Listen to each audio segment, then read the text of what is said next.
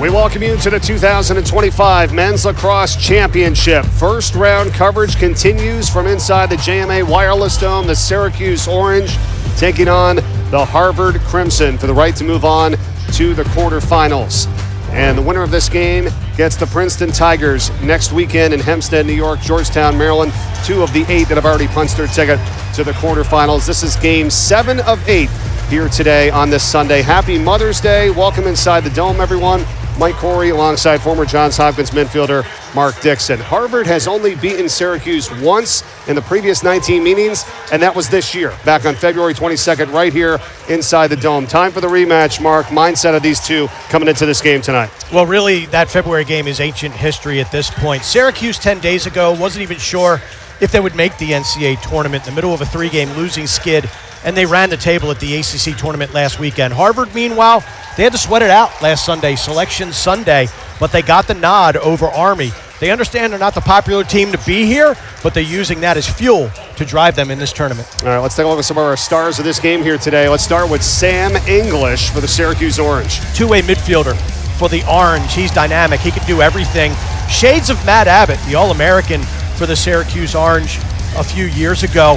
He can do it on the offensive end, the defensive end, really the heart and soul of this Syracuse team.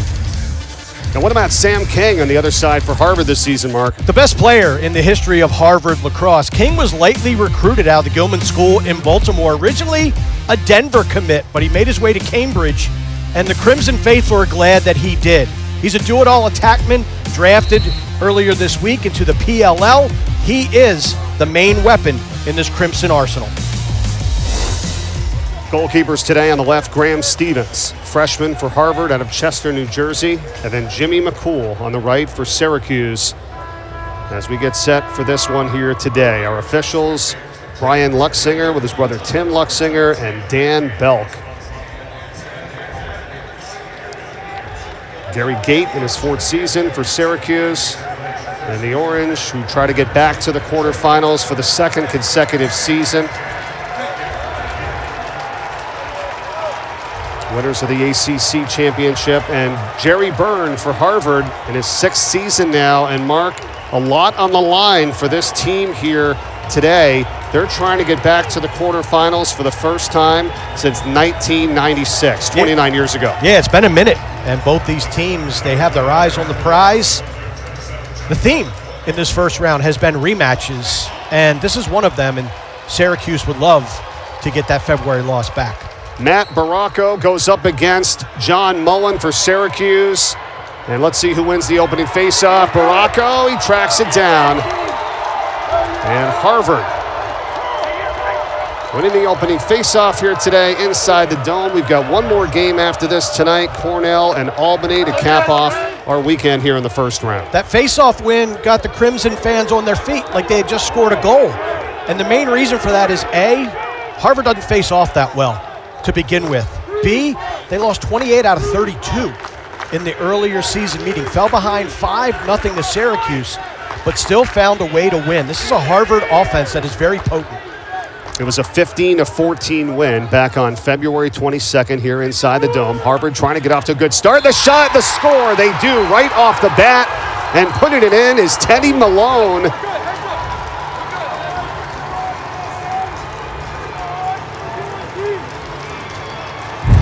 The Crimson fans love it. Malone had 5 goals in the win back in February, and here he doesn't waste any time. Nothing fancy, just a bull dodge to the right, soaks a couple checks, hands free, arrow in the quill, and the Crimson are off and running.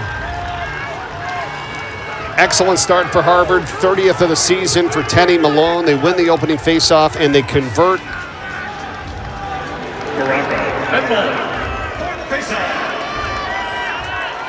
48 seconds into the contest. Same two at the X, and this time it's Mullen who wins it. Mullen trying to tie it, sails it over the top, and it's going to be backed up by the Orange here. Yeah, Mullen, terrific face-off man, but he also has a good offensive stick. He's crafty, he can get to the cage, and that is a good start for Harvard, obviously, winning one face-off, getting the first goal of the game. I expect a high-scoring game here, Mike. Very similar, if not almost exact, to that February meeting. Michael Leo goes down with it for Syracuse, picks it back up, flips it behind the net here for Owen Hiltz. Hiltz rolling around, that's over the top. And Leo's going to put it back in. You told me before the game you thought that this Syracuse team playing with some momentum and confidence right now coming into this game. Winning the ACC last weekend, it really bolstered their confidence. And there were 2 repeat wins that they had in the ACC over Notre Dame and over Duke. But they were on a 3-game losing streak going into that contest. So to win that tournament with their backs against the wall and not only stamp their ticket to the tournament, but to get a home game, that has really put a lot of wind in their sails. Goes up top here for Leo. Michael Leo. Nothing there. Shot clock's inside of 20. Luke Roa now. Back to Leo. Open this time. And a kick saved by Graham Stevens. How about that for Harvard and Cage? That was gorgeous. Michael Leo, time, space, that delivery to the far post. And take a look at Stevens with that stop, getting the right foot out. Beautiful job. And he comes all the way up to midfield and gets it over here for Logan Ip. And now all of a sudden, Harvard a chance on another offensive possession 2.5 minutes in. This is my first visit to the JMA Wireless Dome, Mike, since it's been renovated. And I think a big advantage for goaltenders, now the colored seats, the blue and orange seats. Before, when you played here, the ball would blend in to the seats, the white ball. And I think that goaltenders have a better time of it now. No doubt. Here's a shot that goes wide and over the top that time as Harvard putting the pressure on here early. That was Andrew Perry. On the restart from behind the cage, spinning around and scoring, Harvard, Sam King. And it's 2-0 Crimson.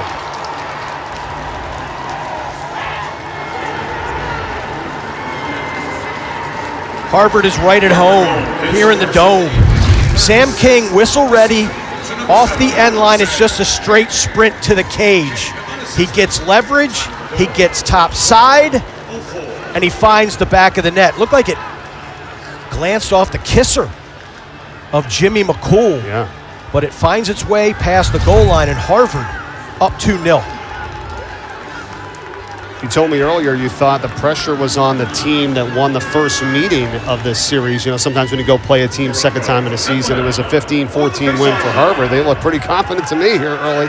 When you think about the identity of the Ivy League here in 2025, it's high scoring, and defense oftentimes can be absent. So Harvard is very comfortable going up into those 15, 16, 17 goal games. Syracuse is as well, and I just thought Syracuse being at home, losing the first meeting, that they would come out and have a little bit more success than they have already. 36th goal of the season for Sam King for Harvard as they go up 2-0 early. Just about 3 minutes and 15 seconds gone by here in the first as Syracuse works it with Peyton Anderson.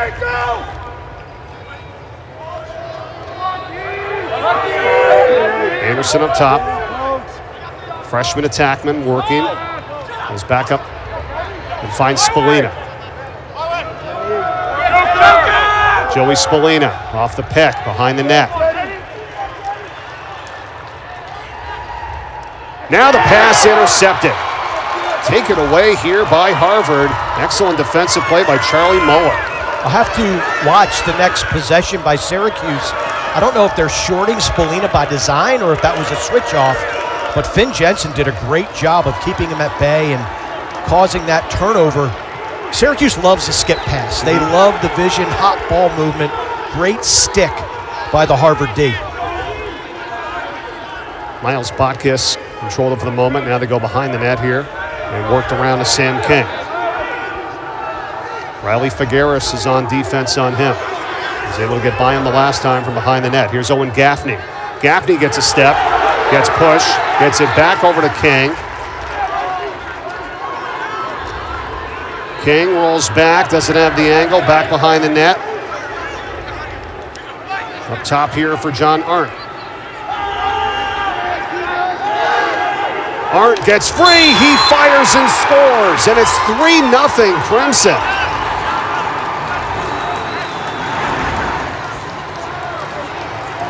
We mentioned Harvard sweating it out on Selection Sunday. Jerry Byrne told us this week the logical side of your brain said, of course we're going to get in. We had all the metrics over Army, but the emotional side said we might be in trouble. They are proving that they belong. Great job. The redodge, the rollback, and top side again, hands-free. Arndt with the shot, the score. The Crimson are out of the gate blazing.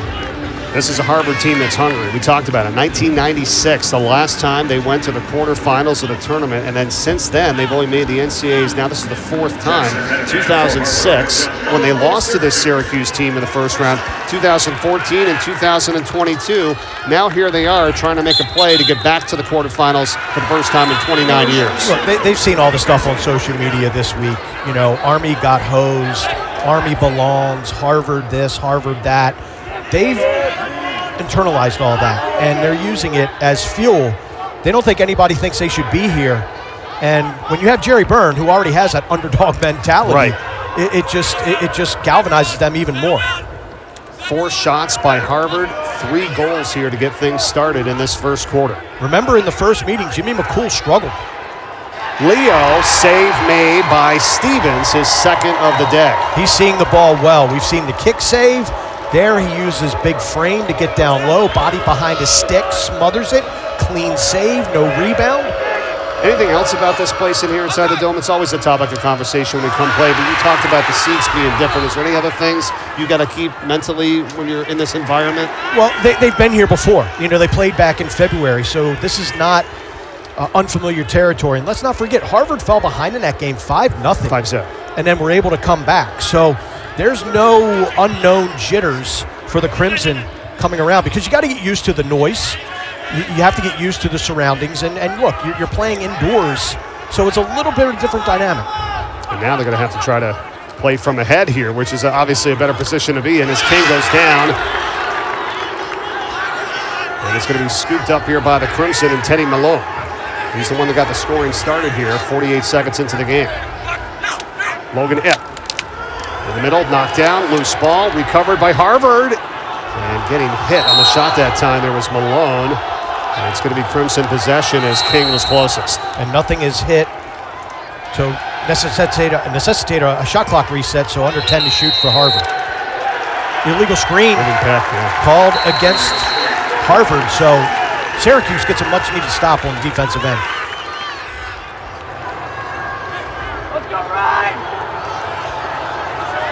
Syracuse team that's 10th in the nation in scoring offense, averaging 13.6 goals per game.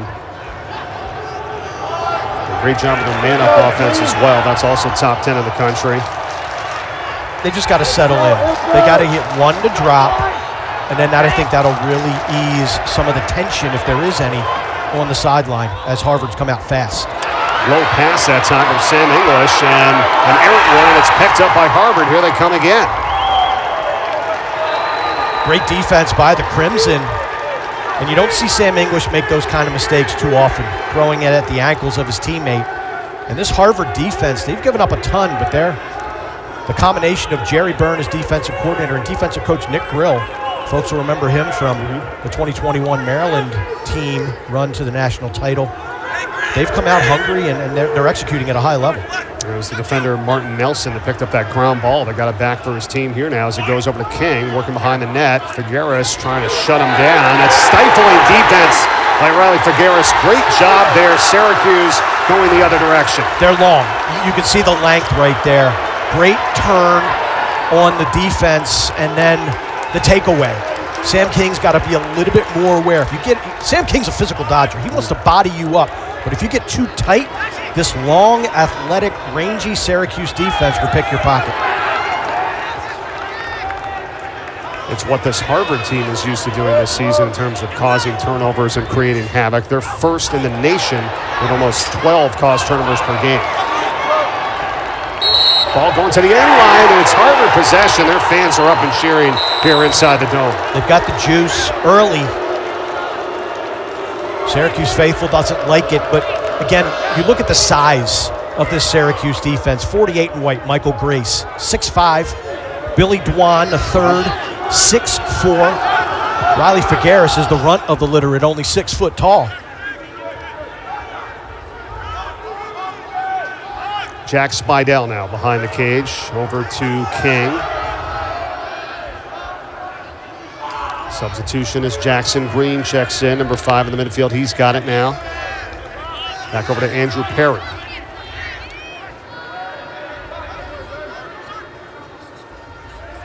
Malone.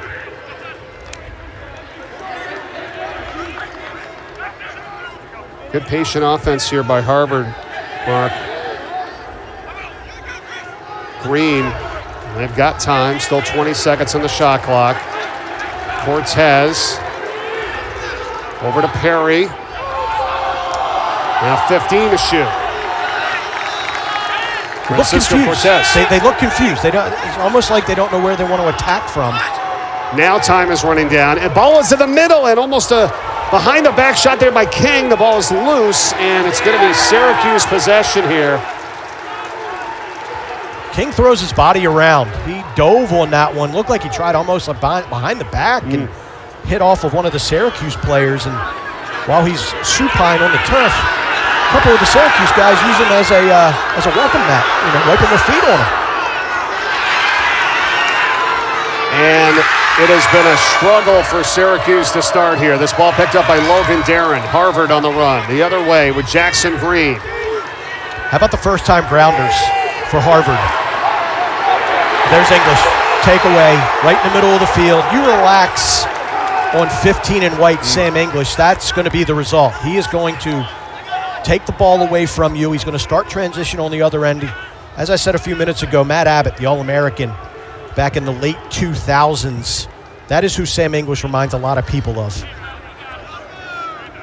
Talking about number 15 in white here for the Orange. Right now it's in the stick of Wyatt Hoddle as he goes behind the net for Hiltz.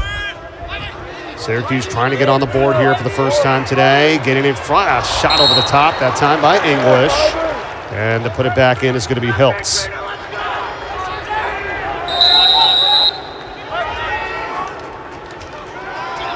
Hiltz comes off the pick from Hoddle, shoots it, and then hit the side of the cage there. Stevens goes down low again to make the play.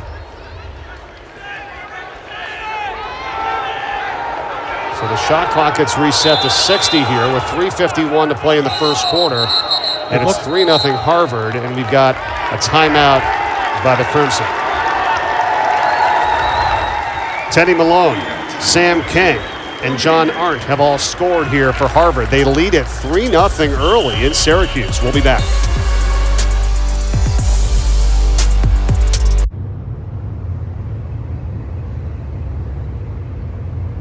Popeyes has gone full pickle. You got your pickle glazed sandwich. You got your fried pickles, pickle glazed wings, and what? Pickle lemonade? Where my pickle people at? Love that pickle. All the parts you need at prices you love. Guaranteed to fit every time. eBay. Things people love. Consumer Reports ranks car brands on more than 50 road tests, reliability surveys, owner satisfaction surveys, and safety ratings from IIHS. And for 2025, Consumer Reports' most reliable automotive brand is Subaru. It's no surprise they also named Subaru the best overall automotive brand. Safe, reliable, trusted, loved. Subaru.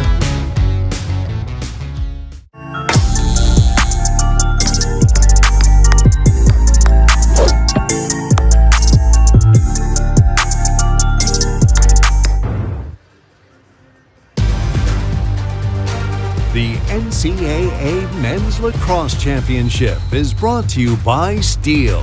Find yours at steeldealers.com. That's quick work there, Mark. Changing it over from graduation to now getting ready for the lacrosse game. I believe about 2 hours, right, from 11:30 to 1:30. That's an excellent job there. It was. Teamwork makes the dream work, and they're able to get everything clear. Big weekend here in Syracuse. Obviously, the graduation, and now for the first round game.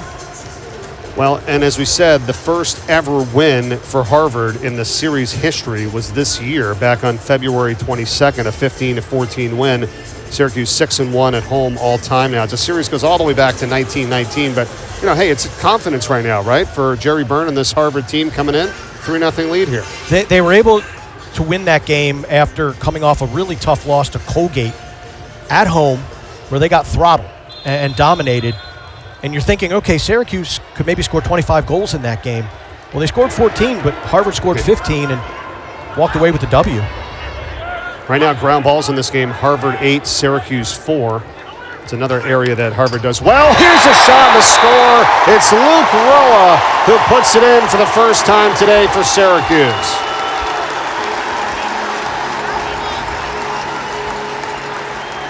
Hard to tell if Harvard elected to play zone out of that timeout, but in any event, they just give way too much cushion to number 8 in white, Luke Roa.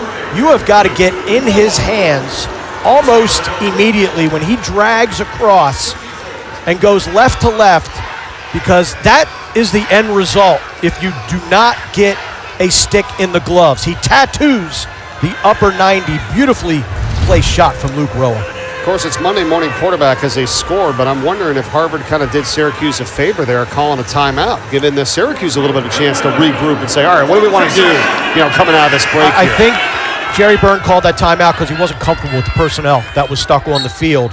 So he wanted to get the right personnel, but again, you can't let Roa. Luke Roa has always been a great time and room shooter. What he has done this year to elevate his game on the run, right or left, he has got incredible velocity, tremendous accuracy. You cannot mess around when 8 is on the run with the ball like that. Well, you just saw it. 23 goals now in the season for him. Syracuse has it back here with Hiltz. Working around behind the net, Owen Hiltz. Trying to get by the defense of Logan Darren.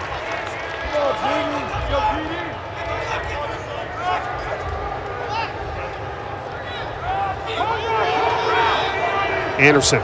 Peyton Anderson. 88 for the Orange. Over to Tyler McCarthy. Now it's back to Hiltz. Feet in the middle, knocked down, inside. Defensive play made there by Finn Leslie for Harvard. Crimson quickly on the run. And a good job bringing it over into the offensive end that time, Charlie Muller. Great defense by Harvard. Hiltz, not known for his dodging. He's more the finisher. And that time he just stared down his target, Joey Spallina, and got jumped by the Harvard defense. Telegraphed the pass. Ball's in the stick of Sam King. Gaffney. Owen Gaffney shoots wide right and backed up Jack Spidell. Syracuse was late getting their 6th defender, a short stick D midi, back into the hole to defend this. Harvard didn't recognize. Oh, that's off the post there from Spidell. That's a great look. Great shot. Goalie's best friend, Jimmy McCool's in that regard, was the iron on the 6x6. Leading goal scorer on this team, 43 goals coming in for number 4 for Harvard. Bouncer on the way. That's no good there by Gaffney. And it'll be Sam King to restart with 1:34 to go in the first quarter. And Jerry Byrne's Harvard team up 3-1. You can see number 19 in white, Wyatt Hoddle, playing short stick D midfield. That is not an accident. He played short stick D midi last year. This year playing a much more significant role on the offensive end of the field.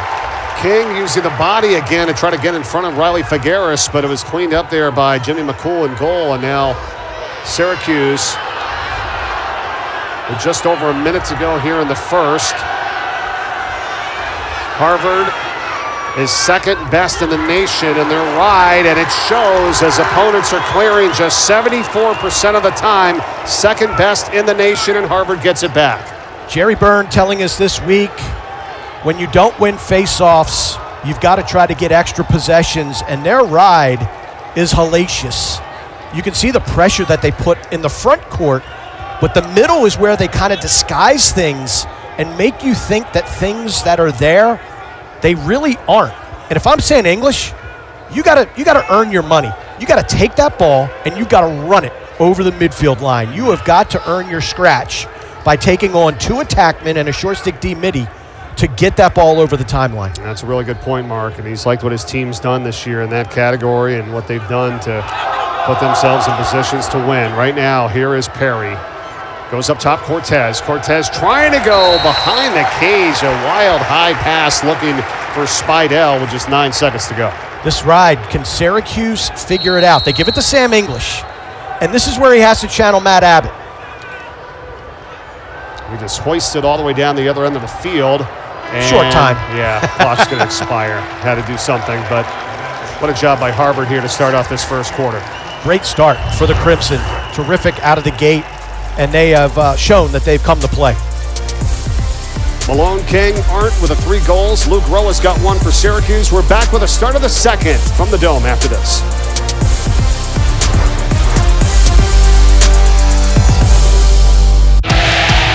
The road to national championships runs through NCAA.com. And whether you follow one college team or all of them, it's never been easier to get the content you want all in one place. With live broadcasts of multiple championships across all divisions, with exclusive access and highlights for every single championship. Stay in the game all season long with NCAA.com, the home of college sports. When you decide to step up to this kind of play, this kind of fun, this kind of experience. Hey guys! Let the games begin. Nintendo Switch 2. Rated everyone. The truth about DIY is you never really do it all by yourself. Because this setup took 2 videos and a quick demo. You can change your color here. And this pizza wasn't delivery. This was. I wonder if they have... We do. So what are you working on? All the parts you need at prices you love. Guaranteed to fit every time. eBay. Things people love. Bleu de Chanel. At Macy's, the fragrance destination. Welcome back to Syracuse. 3-1 Harvard here as we get set to start the second quarter. In that mix there is number 29, Matt Baracco. He took the opening faceoff of the game here today, but got to this area a little late last night because he is a pre-med major, Mark, and he had a test to take yesterday. Obviously very important here, and that's what Jerry Byrne has really said throughout his time at Harvard. The players' academics, so important. He's taking a test, then he gets to the airport at 6:30. Not the co-pilot, but we got a cool little picture there at 7 o'clock. Flies out, gets here late to the hotel last night in Syracuse, New York, and ready to go through the pregame warm-ups and the game here today. Well, we were told this week that the university doesn't make any concessions for their student athletes when it comes to exams. And Jerry Byrne says he doesn't rock the boat as the head men's lacrosse coach. They call it the Harvard lacrosse experience, and it's all part of the process, the sports, the academics, and Baracco has been a difference maker so far in this game, helping Harvard get that opening possession. Going up against Mullen here at the faceoff, and it's going to be picked up by his teammate. And the Crimson with a 3-1 lead into the start of the second quarter here. That was outstanding wing play by Ray Dirth, number 10 in gray. An all-Ivy selection at short stick D midfield. Mullen had won that to himself, was about to pick it up, and Dirth just slapped his stick in there to knock it out of his path and go and pick up the ground ball. Those are the kind of plays Harvard will have to continue to make to be successful at the faceoff dot. Here's Perry, Andrew Perry right now for Harvard.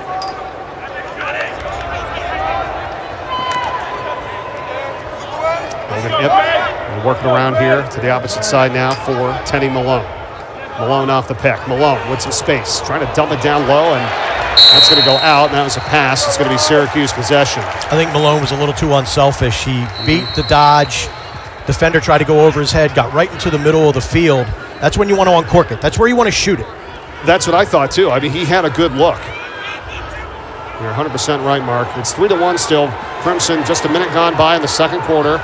And Syracuse gets it over, but under heavy duress as Luke Roa got knocked out of his stick, and Harvard gets it again. That's too long of a pass. If I'm Roa, I've got to come up 7 to 10 yards to be an easier path, an easier target And if you're going to throw it that long, you've got to throw it on a rope. You cannot lollipop that thing in, because that allowed the Harvard defender to gain traction and get to Roa to create that turnover. Turnovers are now even at 6 apiece here in this game. And you see the clears. Well, for Syracuse, it's mostly failed clears. For Harvard, it's poor decisions on the offensive end in the 6x6. Yeah, 2 for 5 right now on the clear is Syracuse, 40%. A tough angle shot there that time by Spidell, and it'll be Harvard possession here. So that's a wrinkle that Gary Gate and his staff are going to have to come up with to try to figure out how to clear it, A, and B, how to not to make it such an adventure. Doesn't the shot clock reset there or no? I think that's what Harvard is saying, right? It went off the post, and McCool will get a piece of it. We're going to talk about it here.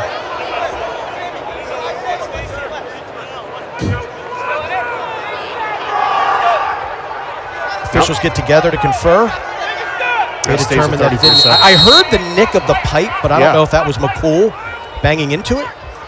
Well, coming around here with a shot that time is Sam King. He is so fast on the restart off the end line. You have got to be whistle ready as a defender when number 7 in gray picks up the ball.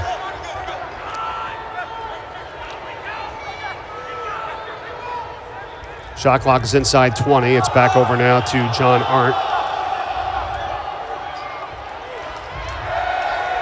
Solid defense there by Syracuse. Arndt gives it up. Oh, and another one put in by the Crimson. Look out here, 4-1. Back to a 3-goal advantage. Teddy Malone, 26 in gray. You want to watch a how-to video on the inside roll? Approach the defender, and then boom, the inside roll. Watch him judge this space. He gives himself about 3 yards to work with. Inside roll, shield your stick, finish it on the doorstep. Malone, his second of the contest. Had the first goal of the game here tonight. 31 now in the season. And as you said earlier, 4 goals, 1 assist, 5 points total in that first meeting in the 15-14 win here on February 22nd. Older brother TJ, All-American, All-Big Ten performer at Penn State, now making things happen as a member of the Maryland Whipsnakes in the Premier Lacrosse League. Face-off, Mullen, he gathers it. It's now 5-2 in favor of the Orange at the face-off, but they trail it by 3. The face-off wins are being negated by good Harvard defense, good goaltending, and that ride. That ride right now is terrorizing Syracuse. 3 saves so far by Graham Stevens in goal for Harvard, 1 for Jimmy McCool for Syracuse. Orange have it, trying to close the gap here. It's over to Roa. On top for Hiltz. Hiltz gets a step. Trying to feed it into the middle there for Sam English. Harvard possession. Owen Hiltz is an amazing player. Drafted this week into the PLL. But for my money, he's not a ball carrier for the most part. He is a finisher. And I think he's just handling the ball a little too much for this Syracuse offense. Logan Ipp gets a step. Ipp shoots. He scores for Harvard.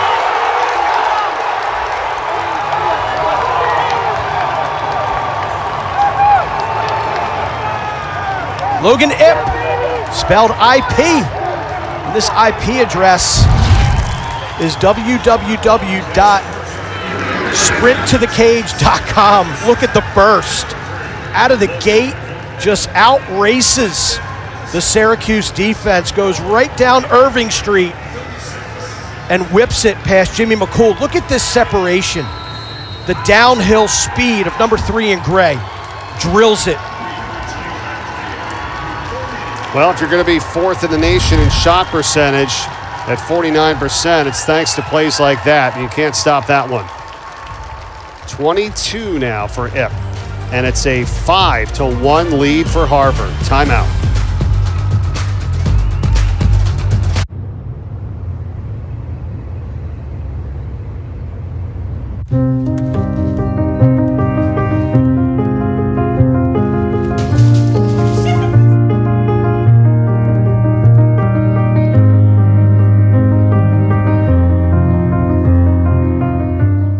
clock is ticking, Ethan. And now the fate of every soul on earth is your responsibility.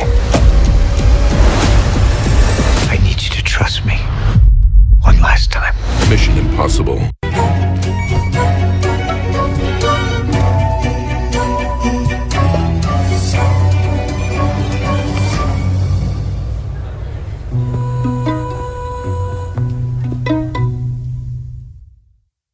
The Travelers Championship, your all-access pass, starts here.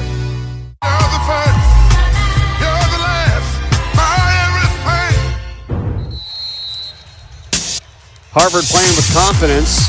They beat Syracuse for the first time ever back at the end of February here in the Dome. Yeah, and this is the replay of it. Syracuse won 28 out of 32 faceoffs, got a 5-0 lead, but Harvard then just settled in, led by Sam King, Teddy Malone. How about the toe drag? Thing of beauty from John Arndt. And Syracuse, that's the one. Talking to Gary Gate this week, he goes, that's the one that we felt like we really got away from us, and we are so glad to have a second chance to try to right that wrong. Well, and you said it. So 5-0, Syracuse was up, they lost. Now it's kind of a reversal here as it's 5-1 Harvard, and we have a ton of time to go in this game. It's 11:36 still here in the second quarter. So long game. We're seeing anything that can happen here in the postseason, Mark, like you said, and first round action today. I thought it would be more of a competitive game there with Ohio State and Notre Dame. How about credit the Irish big win today? You got to give a ton of credit to Kevin Corrigan and the two-time defending national champions. Richard Ellie, between the pipes, was fantastic with 15 saves. Everybody talks about Big Tasty, Caleb Fiak, and with good reason, but Richard Ellie really showed up today in Columbus. 15-6 win for Notre Dame as they advance to the quarterfinals. The other quarterfinal team that made it in was Maryland with a 13-5 win over Air Force. You're watching this one here today, right now, and then tonight is Cornell and Albany at 7:30 Eastern on ESPNU to cap off our first round coverage as Harvard loses it. It's going to be Syracuse possession here. What a snag by Logan Ip, but then Kakemo, great patience, waited for Ip to gain his feet, had the stick in one hand, and then just a beautifully timed check. How many times do you see defenders either slash a guy on that play or run up their back? Great discipline by Kakemo to wait for Ip to bring that stick down unprotected and takes his lunch money.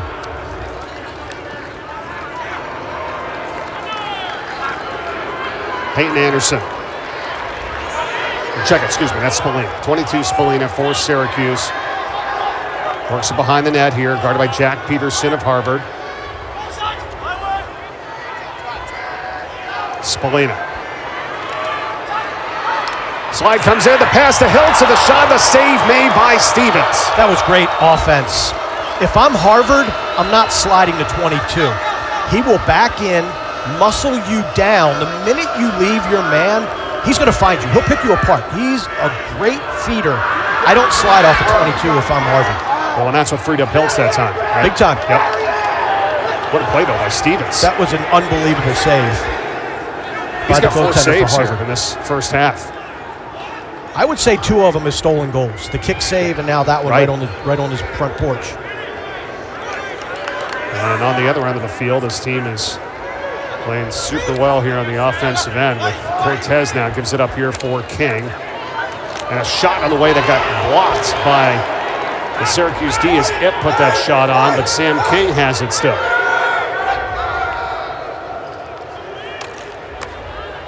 King feeds it into the middle, and falling down, a shot off the post, a rebound. Ip's got it. He gets hit. Here comes the flag.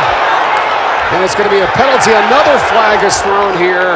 And that's going to be bad news for the Orange. And look out, they're going to throw another flag.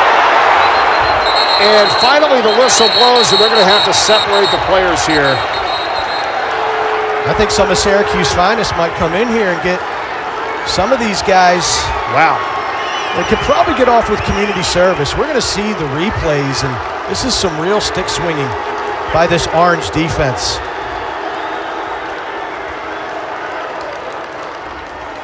It's going to be a major advantage here for Harvard right now with a 5-1 lead and 9:01 to go in this second quarter. 3 flags thrown on this play here, on this sequence. I think there are 3 different penalties. There are 4 white jerseys out there to play defense.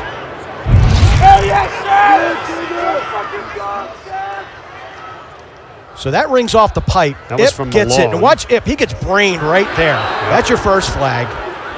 And the second flag, I believe, was the check by 35 Dwan onto the shoulder of the Harvard player.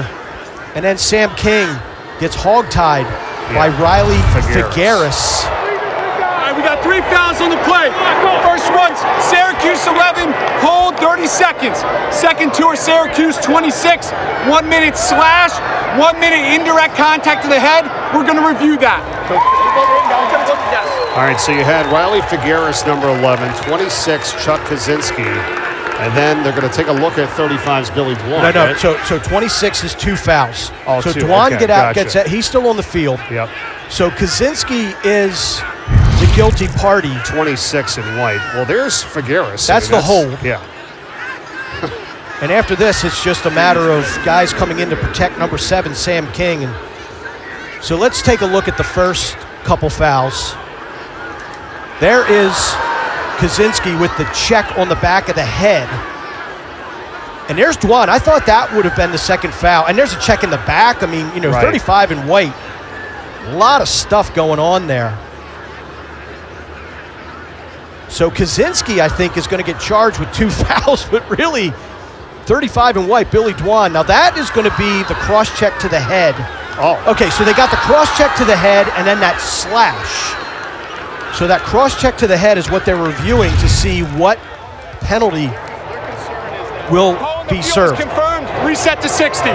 So they're not going to escalate or de-escalate the call because you can downgrade or upgrade based on what you see on video, and they feel like they got the call right on the field. Okay, so the first on Figueres, number 11, and then 26, Chuck Kaczynski. They don't call anything on Dwan there, 35 of the slash. But no, because you got 4 guys out there, including Billy Dwan, number 35 in white.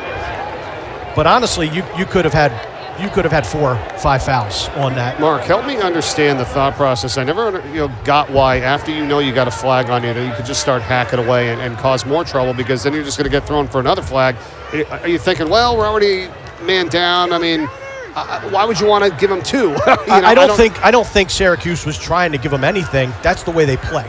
That's the way their defense plays. They're aggressive. They're physical. They don't back down.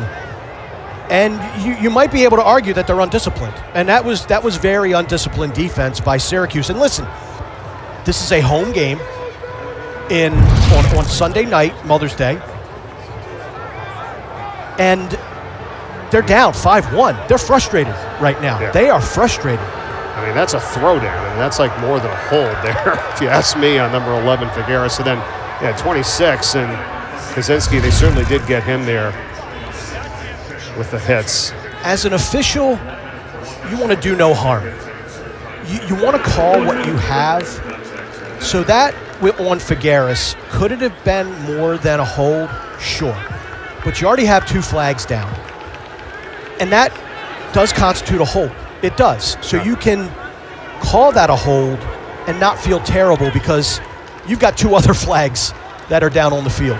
Good job by this crew to come together. Brian Luxinger with Tim Luxinger and Dan Belk, and they've got it sorted out. So it's going to be 2 men up now for Harvard for 30 seconds, and then 1 up for another 30. And they go to just make sure they got everything right. So 26 having me 2, but the first one of it's going to be locked, all right? Thank you. So that's got to be served in its entirety. Locked in means that's the one you start with. So that full minute has to be served before you can begin the time on the other subsequent penalties. That first one full time needs to evaporate. And let's remember, so if Harvard scores, the other 2 fouls are released. But that 1 minute non-releasable on Kaczynski holds even if Harvard scores on this initial thrust. It's a lot, man. It is. Yeah, great job, Mark. You're all over it. You're an official yourself. You know it. And they come together. They figure it out, making sure you tell the table. And this is the beauty of lacrosse. You got Syracuse defensive coordinator John O'Derna and Jerry Byrne, Harvard head coach, coming together right around that substitution area, just being like, I don't know, I can't figure it out either. Harvard's got it here with 2 men up. King, Botkus, back to King. Andrew Perry. Botkus feeds it. Oh, shot to score by Jack Spidell. 6-1 Harvard. Extra man goal here with 8:36 to play in the first half. It's been all crimson in a sea of orange so far in this game. I just love the snappy ball movement. It does not stay in anyone's stick for more than a second. King keeps it hot. Then the feed over to 27 in gray. Botkus, who slots it to Spidell, who hammers it home. The two other fouls are released, but Harvard will still be man up for the remaining 35 seconds of the Kaczynski non-releasable. The leading scorer for Harvard knocks it through for his 44th of the season. Tonight we'll have the final 2 episodes of Full Court Press Season 2 at 9 and 10 Eastern on ESPN2 and ESPN+. Don't miss it. 4-part docuseries, unparalleled behind-the-scenes look into the players of Notre Dame, LSU, USC, and more coming up tonight. Full Court Press.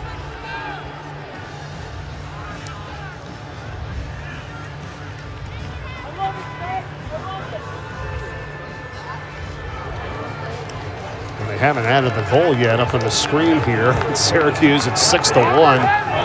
Harvard leads it.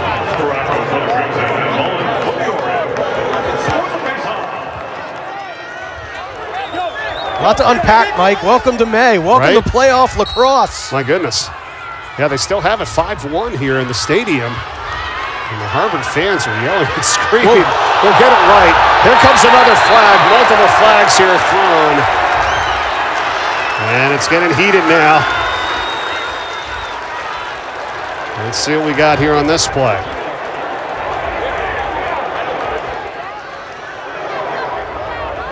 That's unfortunate for Harvard.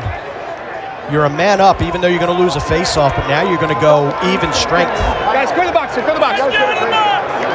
Foul zone, grade 29, cross-check, direct contact to the head, 2 minutes, full time. Oh, wow. That's Baracco. Take a look right here, and that is the definition of direct contact to the head and neck area by Baracco. You just gotta be, we just talked about Syracuse with discipline. If you're Harvard, you gotta be more disciplined, and that's what head coach Jerry Byrne right now is probably relaying to his face-off man, Matt Baracco. So it's gonna be 5-on-5 here for a little bit. That's 2 minutes now, the penalty on Baracco. Still got 1:26 left on the penalty for number 26, Chuck Kaczynski. I apologize. Okay, so they gave him 2 minutes. I thought it was a 1 minute. That's my bad. No, that's okay. There's a lot going on there, Mark. I mean, you had more knowledge of it than anybody, believe me. Anybody watching, fans here? I mean, that was crazy. Minute 26, so that one is running down. We're 5-on-5 here for another 34 seconds. Spallina feeds it over now here for Michael Leo. Rolls it back up top for Hiltz. Back to Leo. Still 5-on-5 here. 50 seconds left in the Syracuse penalty. Minute 24 to go on the Harvard penalty. Halfway through the second quarter. 6-1 Crimson. Leo for Spallina. Rolling back. Nowhere to go. Goes it back out to the outside. English. Off the pick from Leo. Under 30 seconds left before Syracuse is at full strength. English. Gets hit. Ball's loose. Harvard's got it. Syracuse just looks completely discombobulated right now, offensively. Coming over is Sean Jordan. 52, he's got it, he dumps it inside, and on the doorstep for the easy goal for the Crimson. They score again. And that's Owen Guest.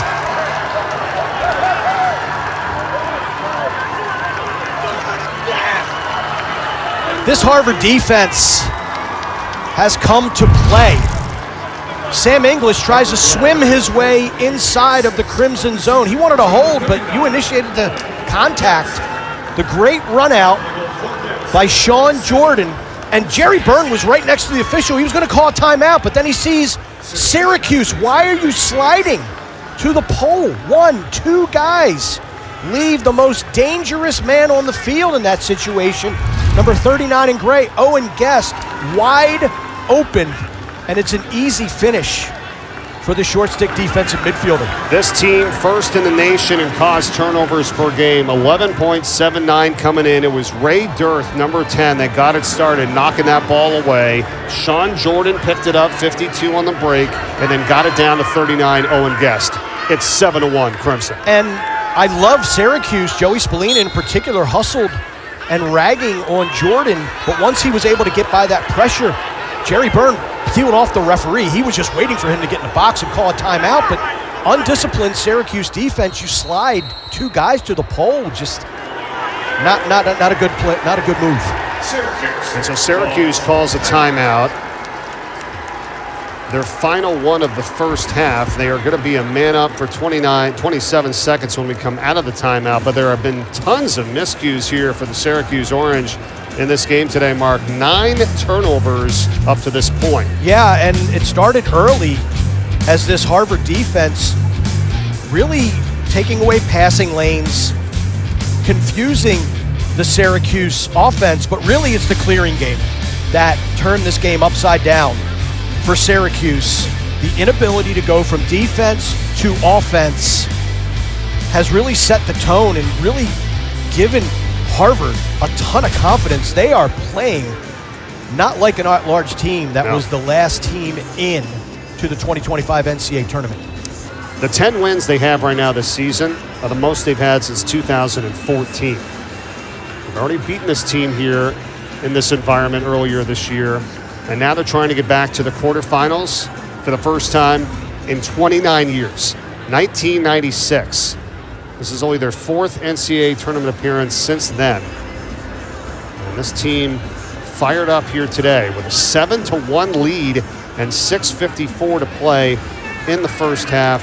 2 of 5 on the clears for Syracuse, Mark, to your point. 9 turnovers, 3 penalties. Goalkeepers only had 1 save. And, so what that you're up 8-2 in the faceoffs? I mean, you're down 6. Jimmy McCool, remember in the first meeting, was pulled. Only made 5 saves before he gave way. But if you're Syracuse, you're down 7-1. You're a man up. Just under 7 minutes left to go. Flush it all.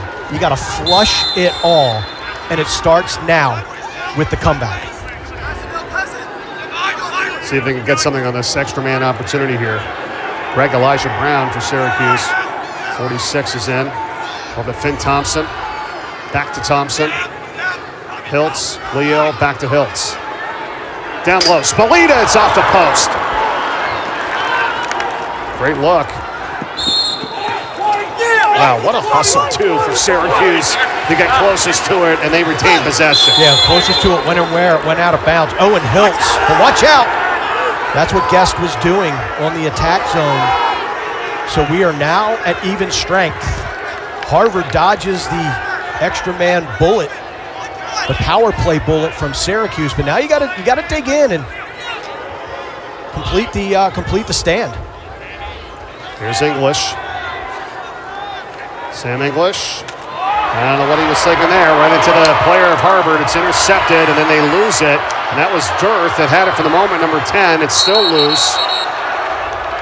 And a push on the Crimson, and it's Syracuse ball. I just feel like this Harvard defense has the Syracuse offense incredibly confused. Sam English got to the middle of the field right there. Instead of uncorking it, he threw it into a sea of 4 gray jerseys. Correct. That's not Sam English. That's not number 15 in white. That's not his brand of lacrosse. So these heads are spinning for Syracuse. Leo takes a shot, and then they do throw the flag. It's going to be on Dirth. That's weak. They were waiting, and I don't know if any advantage was had there. They still have possession. Crowd wants another flag. Here's Spallina.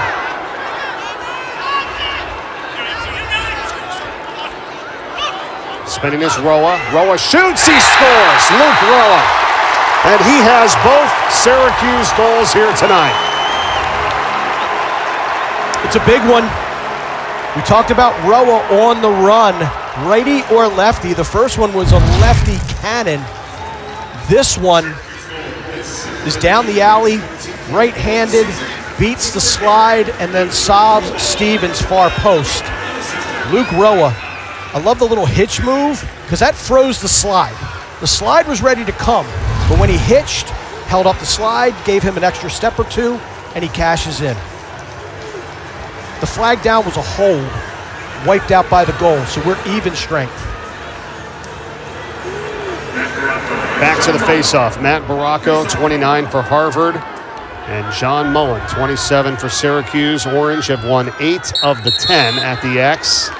That goes against Mullen this time, and it's going to be Harvard ball.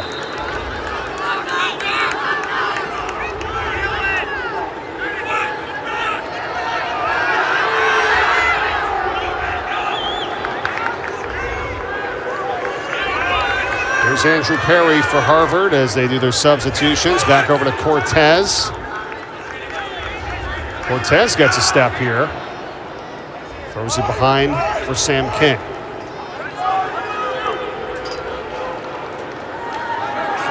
Perry. Now for Malone. Teddy Malone.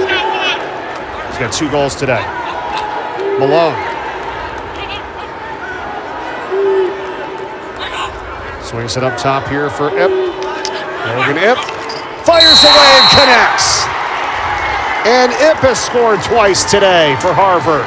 They get the goal right back. This is the first time I've had the opportunity to watch Logan Ip, number 3 in gray, live. I am blown away with his athleticism and how fast he goes from 0 to 60. Bye-bye. Look at that footwork, the burst, and then the ability to locate where you want to shoot and stick it far post. Beautiful shot by Ip. 2 goals on 3 shots for Ip so far here tonight. He's been on a tear over the last 3 games as well. The 2025 NCAA Division I Lacrosse Championship will be taking place on Monday, May 26th at 1 o'clock p.m. at Gillette Stadium in Boston. For more information, go to ncaa.com, your official online home for all 90 NCAA championships. You're watching first-round coverage here today from Syracuse inside the Dome. We've got one more game later tonight with Cornell and Albany to cap off our first round as we near 8 teams to the quarterfinals. Already have 6 of them. Who's going to join them from this one here tonight? We'll find out. Yeah, and Cornell-Albany, an interesting matchup. I can still remember that quarterfinal game from 2007 when you had Max Sebald leading the way for Cornell, Brett Queener, the goaltender for Albany. They have a playoff history. Best player in the game, C.J. Kirst. And it was Syracuse's, they got the stick knocked out of the hands that time of Wyatt Hoddle. Harvard's got it. Yeah, I mean, you think about that, right? You said 2007. We were just discussing that earlier today. I'm like, oh, yeah, that was just 18 years ago, right? The times, the years are going by, my friend. By, man. Yeah, I can still remember it like it was yesterday. It was at Princeton's Palmer Stadium. And that was a game where I believe Albany had the last possession. They lose, and the goaltender, Brett Queener for Albany, snaps his shaft over his knee in frustration. Wow. That's the first and last time I've ever seen that happen. Little Bo Jackson with the bat kind of action. Well, the version of this year's team with C.J. Kirst and Ryan Goldstein, I mean, they've combined for 102 goals and 75 assists for the Big Red. High-powered, and that is the identity of the Ivy League. When you talk about Cornell, we saw Princeton yesterday hang 22 on a pretty good Towson team, and here we're seeing Harvard playing fearless offensive lacrosse. Shot clock is at 20. Crimson with the possession, leading by 6, 2:40 to go here in the first half. King. Over to Gaffney, Owen Gaffney. Clock's inside 10 to shoot now. He's got it, stick check, shot. 4 seconds left on the timer. Spidell. See if they just dump it, yep. Good call. Good defensive stand by Syracuse. But with just over 2:20 left to go here in the second quarter, Harvard up by 6. Mike, I don't think this was on anyone's bingo card coming into today's action. Not this score anyway, right? No. Because anything can happen. I was thinking the same thing with like the Notre Dame-Ohio State game. I'm not surprised Notre Dame won. I'm surprised by the score, 15-6. You know, I'm not surprised Harvard is winning this game. They've already beat them this year, but I'm surprised at 8-2. Leo shoots. That's off the post. That's happened a couple of times for the Orange here tonight. And the rebound by Roa, and he sails it wide with 1:48 to go. Yeah, third pipe. I think Spallina crossbarred it on the possession before, and now another one kisses off of the iron. So Michael Leo on the restart. 7 and white for the Orange. Roa again, trying to get it over to Leo. Bad pass. Yeah, another one just right at the ankles of Michael Leo, and the confusion and the lack of execution continues for this Syracuse offense. The other thing, Mike, with this game being the way it is, Harvard's pretty much taken this crowd out of the game. Yes. That 12th man for Syracuse, not a factor. Oh, big play here, though, on the defensive end. They knock it away. They get the cause turnover, and now here comes Owen Hiltz. Unsettled situation. Hiltz dumps it down low, and the shot sails wide right by Finn Thompson, but over there closest was Roa. And a timeout taken by Harvard, and that's their final timeout of this first half. And if you're Syracuse, you can hold for the final shot. There's really no time difference right now between the shot clock and the game clock, exactly 71 seconds. Well, these teams have met before in the postseason. That was back in 2006. And this Syracuse Orange team prevailed and handily in that game. Take a look at the baggy shorts. And that day it belonged to Brett Bucktooth for the Syracuse Orange. He was incredible in this game. Harvard all game long just never really could figure it out. And the Orange prevailed. 5 goals and 2 assists for Bucktooth, and there's his son. That's Brett Bucktooth Jr., number 83, the freshman attackman for the Syracuse Orange. And doing his dad proud, wearing the colors and being a Syracuse Orange. That 2016, Mike, went to the national semifinals that year, led by his dad, Brett Bucktooth. And when you think about Syracuse lacrosse, they had a streak of 22 consecutive national semifinal appearances.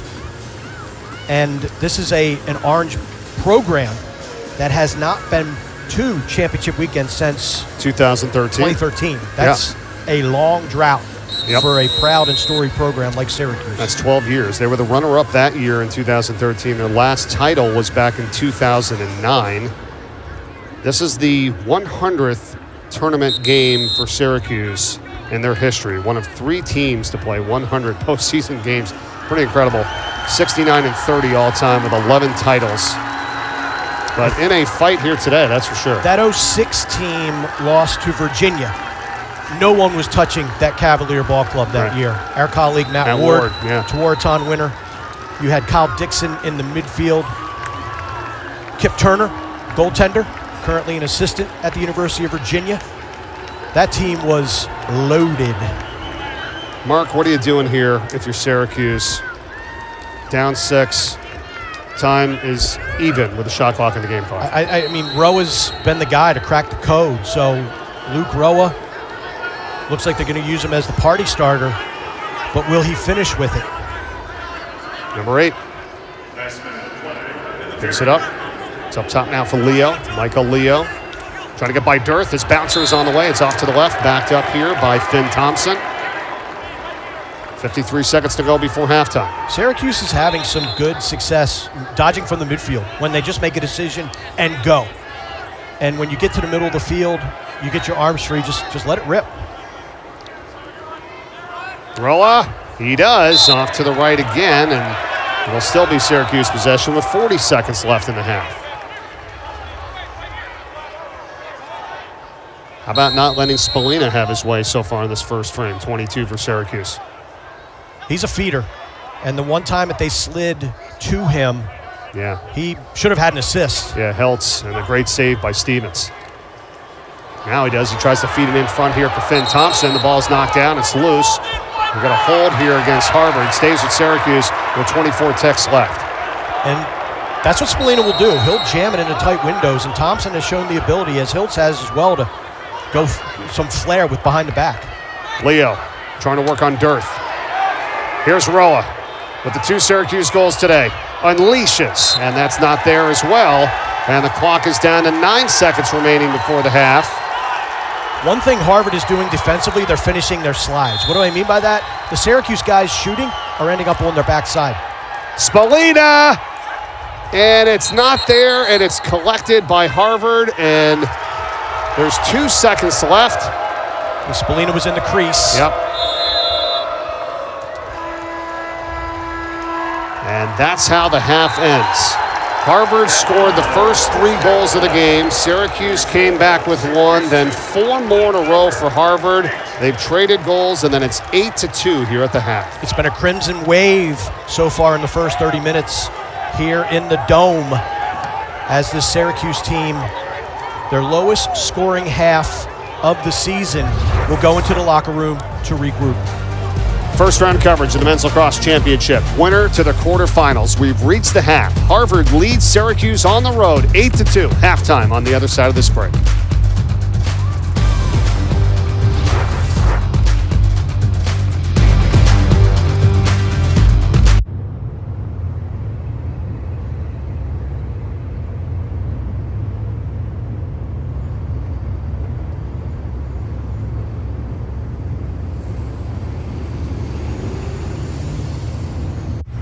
Make it, rain girl, make it.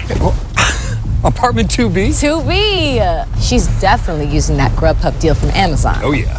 Amazon Prime member? You can get $0 delivery fees on Grubhub. Eligible orders only. Terms and additional fees apply. An accused rapist, murderer, and child pornographer. All illegal aliens caught because of President Trump's leadership. I'm Christine Ohm, the United States Secretary of Homeland Security. Over 100,000 illegal aliens have been arrested. And if you're here illegally, you will be fined nearly $1,000 a day, imprisoned, and deported. But if you register using our CBP Home app and you leave now, you could come back. Under President Trump, America will be protected. Rain, make it, rain girl, make it. You again. Everybody's loving that Grubhub deal with Prime, huh? Amazon Prime member? You can get $0 delivery fees on Grubhub.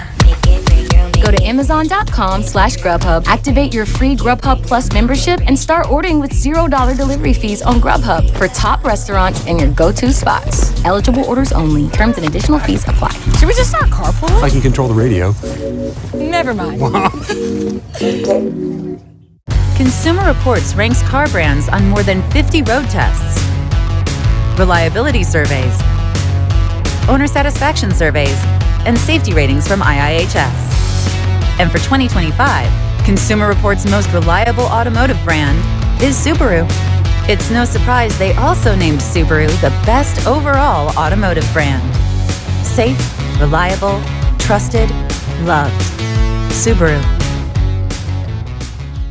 Welcome to golf's next major, the PGA Championship, with first coverage on ESPN Plus, leading you to ESPN.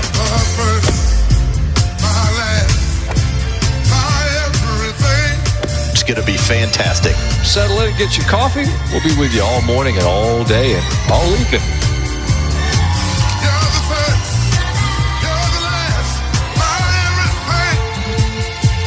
First coverage starts at 7 a.m. Eastern on ESPN Plus.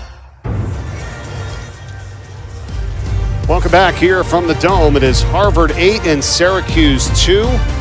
Winner to the quarterfinals of the NCAA Men's Lacrosse Championship. What a half here for Harvard. Mike Corey, Mark Dixon back with you. And we've had an unbelievable weekend, too, of college lacrosse. 4 games yesterday, 4 games today. Let's start with Richmond and UNC. The Richmond Spiders have been building it slowly but surely. North Carolina got out quick, up 4-0.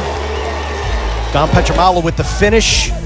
And then the feed inside to Matt Reedy, who slings it home. And Carolina was feeling good, but then end of the third quarter, a bunny outscored by Richmond, and that really fueled them, Mike, as they outscored North Carolina in the second half. They had 11 tallies, and the Richmond Spiders win their first ever NCAA playoff game and advance to their first ever quarterfinal. So Richmond advances, 13-10 the final score there. We were watching some of the Penn State-Colgate game yesterday. That was nip and tuck. It was, and Colgate had Penn State confused for most of this game until the Nittany Lions were able to settle in, figure it out. But this is a Raider team that's fearless, and they would not go away. And late in the game, coast to coast, the pole goal. You figured this might be the juice that Colgate needed to beat Penn State, but it was not meant to be. As late in the game, Liam Matthews inside sticks it. My big question mark for Penn State going into next weekend quarterfinals, Jack Frassian, only 4 saves. The offense saved his bacon, and the Nittany Lions advance. So Richmond advanced, Penn State advanced, Princeton and Georgetown also advanced from yesterday. Here was the first game of the day today, Notre Dame and Ohio State. We thought this was going to be real close, and potentially Ohio State having one of their best seasons ever, but didn't have it today, Mark. Big Ten regular season champs, Big Ten tournament champs, Ohio State. I love the crowd. It was unbelievable television, and Notre Dame showed why they're the 2-time defending national champion. Tris Kavanaugh, and then you have Jake Taylor, incredible hands, great patience, and once Notre Dame smelled blood, they just kept piling it on. A lot of people felt like this was an unfair matchup, but Notre Dame is the one that wins and advances to the quarters. Yeah, 3 goals for Kavanaugh, 3 for Taylor as they move on. How about Maryland as well? No trouble with Air Force and a 13-5 win, so they advance to the quarterfinals. So we've got 6 of the 8 teams set.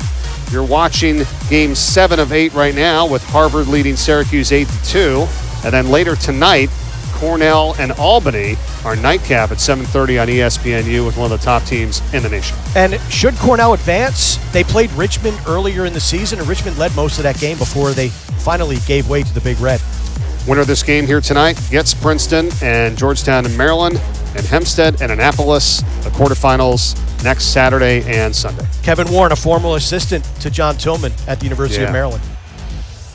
A timeout here. We will be back. When we do, you'll hear from Game On and the history of number 22 at Syracuse. Don't miss that. That's next.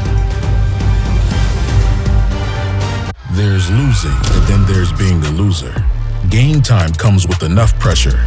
Way too often, people are betting on sports, losing, and taking it out on the athletes. Only a loser would harass college athletes after losing a bet. But it happens almost every day. Root for your team. Get crazy when the buzzer sounds. But don't harass anyone because you lost a bet. It's time we draw the line and put an end to the abuse. Brought to you by the NCAA. Let's go hear from more citizens of the law. Happy grass, happy home. So what do you do? Regular feeding, it makes all the difference. Scott's Weed and Feed. The product is incredible. Now's the time to kill existing weeds with Turf Builder Weed and Feed. Feed your lawn. Feed it. This combo meal's got combinations. Make this thing your own creation. Entree, drink, and choice of sides. Oh, and it's free to swap fries. BK, have it your way. Fragrance destination.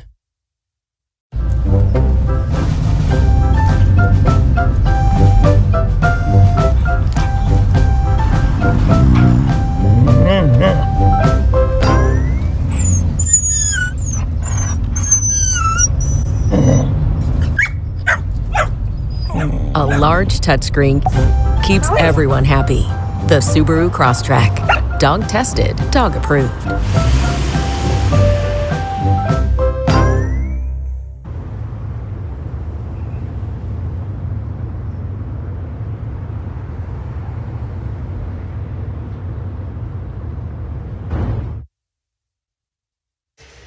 We're at the half here at Syracuse between the Orange and the Crimson. Right now, Game On takes an inside look at the history and tradition of number 22 at Syracuse.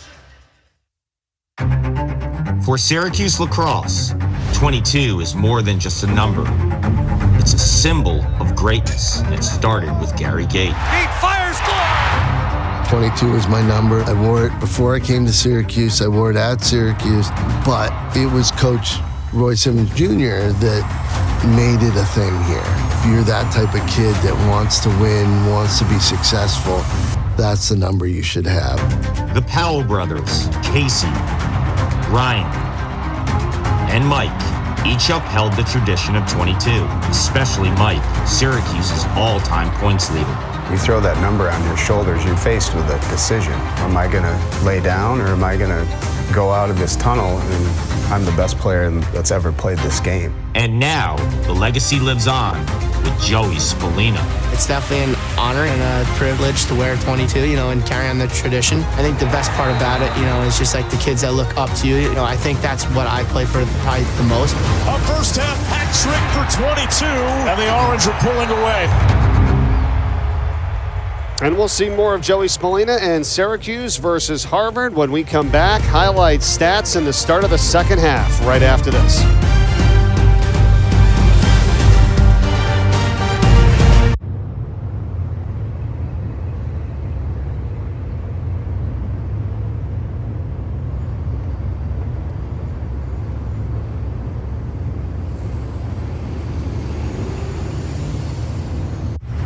Make it, rain girl, make it. Apartment 2B? 2B! She's definitely using that Grubhub deal from Amazon. Oh, yeah. Amazon Prime member, you can get $0 delivery fees on Grubhub. Eligible orders only. Terms and additional fees apply. Make it, rain girl, make it. You again. Everybody's loving that Grubhub deal with Prime, huh? Amazon Prime member, you can get $0 delivery fees on Grubhub. Go to Amazon.com/Grubhub, activate your free Grubhub Plus membership, and start ordering with $0 delivery fees on Grubhub for top restaurants and your go-to spots. Eligible orders only. Terms and additional fees apply. Should we just start carpooling? If I can control the radio. Never mind.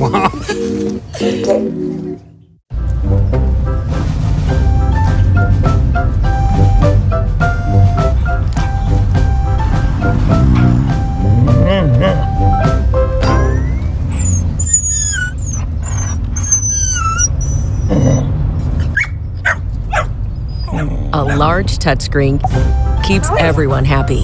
The Subaru Crosstrek. Dog tested, dog approved.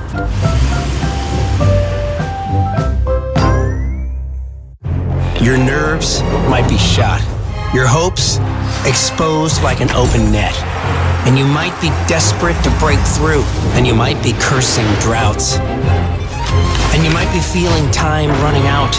And you might be dreaming of making history again. Whatever it is, you're in it. And with the Stanley Cup playoffs, that's the only thing that matters. The Stanley Cup playoffs continue on ESPN. The UFL is the spring football league. Serving exactly what you want. More of what you love. The atmosphere. There's a buzz right now in this building. The intensity. Touchdown! Whoa! Must see for every football fan. Oh my! The UFL knows what gets the people going. Everything you could ever want in spring football. This is the UFL. The United Football League. All season long on ESPN, ABC, and ESPN+. Back at Syracuse, the Orange and the Crimson, first round of the Men's Lacrosse Championship. Harvard leads it 8-2. Start of the third quarter coming up shortly here. The winner of this game gets Princeton. Next Saturday in Hempstead, New York, Georgetown, and Maryland. 2 of the 8 already in the quarterfinals. And we've got one more game coming up later with Cornell and Albany. Welcome back inside the Dome, everyone. Mike Corey alongside former Johns Hopkins midfielder Mark Dixon. 6-goal lead here for the Crimson, Mark. Very surprising. I did not see this one coming. When you just talk about what Syracuse experienced in that first loss and how focused they were and the success in the ACC tournament, I didn't see this one coming, but still 30 minutes lacrosse left to be played. All right, so Harvard came back from 5 down in the first meeting, 5-0 early. How does Syracuse come back from 6 down here now in this game? They need to take care of the ball, and they need to get good shots, and when they do, they have to beat Stevens, the goaltender for Harvard, who was spectacular in the first half. He only made 4 saves, but it's not about the quantity, it's the quality. He stole at least 2 goals from Syracuse to keep them at bay and allow his offense to get into a flow and a rhythm. And offensively, they were in a rhythm. Malone had 2 goals. Ip had 2 goals as well. They're playing with a ton of confidence. You said it. And look, this is kind of how they played all season. Yeah, the up-tempo, a lot of offense, fearless, and that's exactly what they're doing here. And Logan Ip, his athleticism, his speed is just incredible. So it's 8-2. And there's Malone. And Rolla for Syracuse has both of their goals. And mentioned Spallina earlier in that first half, number 22. And he's got 2 shots, and that's it. You said Stevens really kind of stole one of those goals when he did try to feed it in for Hiltz, who had a great look in front of the cage, but that was turned aside. The turnovers, 12 for Syracuse, 10 for Harvard, and then the clears, as you talked about, 3 of 6 in the clearing game for Syracuse, and that's what Harvard does to teams. I thought that Owen Hiltz, 77 in white, also handled the ball in too much of a quarterback role in that first half of action, in the first quarter in particular. Look for Syracuse to attack more from the midfield, try to get to the middle of the field. The first 5 minutes of this third period, they're always important, but they're critically important to Syracuse. If they get 1 or 2 to kind of turn the tide here, get some momentum on their side. If you're Harvard, that was a conversation in the locker room. This game is far from over. Syracuse is at home. Firepower, talent, got to be on guard. Baracco at the faceoff for Harvard and Mullen for Syracuse, and the Orange win it 10-3 now at the faceoffs, but you got to turn them into goals. And can they do that here on this possession to start the second half? We'll see what adjustments offensive coordinator Pat March made to this Syracuse offense. Michael Leo has it for Syracuse.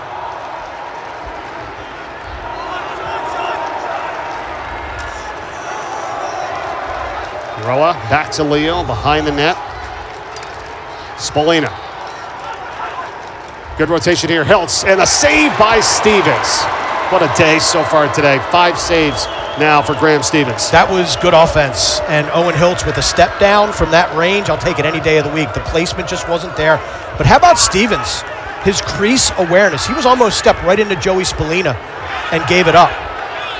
And knocked out a Perry stick, but Sam King corrals it. Goes back for Spidell, now back to King. Perry dumps it to Cortez.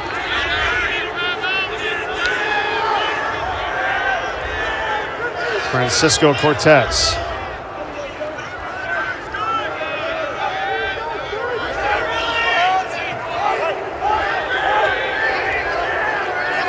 There's Malone. 2 goals today for Harvard. Malone in the middle. Cortez, and knocked down, scooped up by Jimmy McCool. Giant save from the big man, the ACC goaltender of the year. Little whirling dervish on the crease. McCool met it, stick on stick. Huge save for Syracuse. Carter Rice brings it over for the Orange here, and offsides is the call. Mental mistake. And you can see the bench for Syracuse, as excited as they were for that McCool save, you can see their shoulders just sag with another mental error. Our friend and colleague who calls the national championship, Anish Shroff, sent you a text today about an awesome stat. What was that? The last time a team beat Syracuse at home, 1918. It's 1918, an Onondaga Nation beat Syracuse twice in 1918. Here on campus. Twice in one season. Yeah. Yes. That's that's over 100 years ago. That is a crazy stat. If my math is correct. Yeah. And that is what Harvard is trying to do here today in the first round of the playoffs. And that shot got blocked on its way in. Owen Gaffney that time.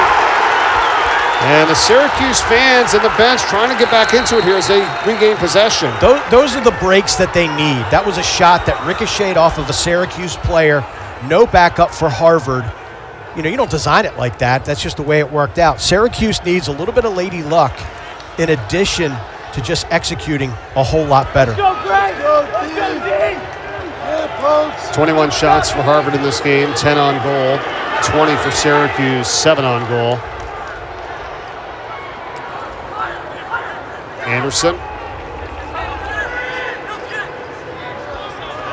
There's Joey Spallina. There's a pick here from Finn Thompson.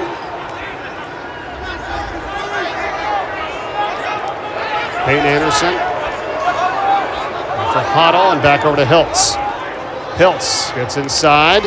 Here comes the pressure, knocked out of his stick. Combination of Charlie Muller and Finn Picorni that time for the Harvard Crimson. It's almost like the shorties for Harvard are letting Hiltz get a step, and then they're turning him, and then creating turnovers as the Harvard defense. We got another flag down. It's going to be offsides, I think.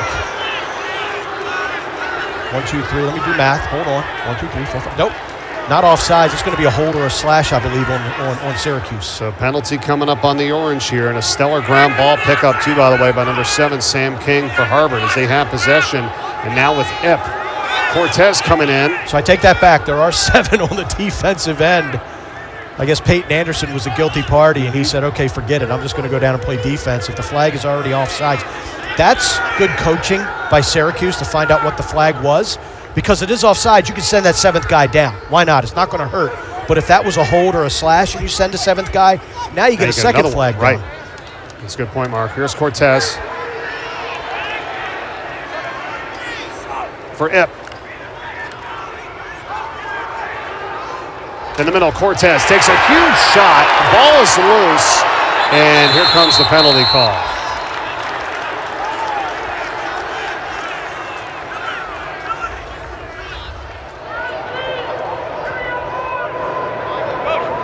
That's on white 88. It's offside. 30 seconds. Reset it to 60. Peyton Anderson, the guilty party.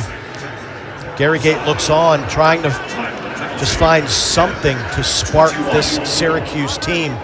You just saw a few minutes ago McCool with a doorstep save, but thus far the Orange have not capitalized on juice plays like that. Things that kind of really get the blood flowing.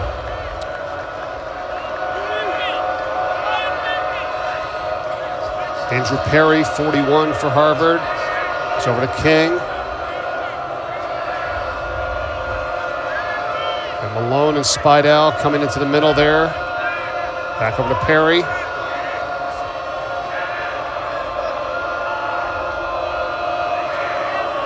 King. Back in his stick. Back over to Perry. Perry shoots. That was blocked. Perry's going to try to get it back. Nope, now it's still loose. Kicked around, recovered by Ip for Harvard. Big time ground ball. Shot clock reset as well. Oh, I thought that should have, no, it didn't make it, I apologize, it did not make it to the cage. Yep, it's down inside of 10. And now McCool has it here for Syracuse. Nor was there a change in possession, which would have necessitated a shot clock reset.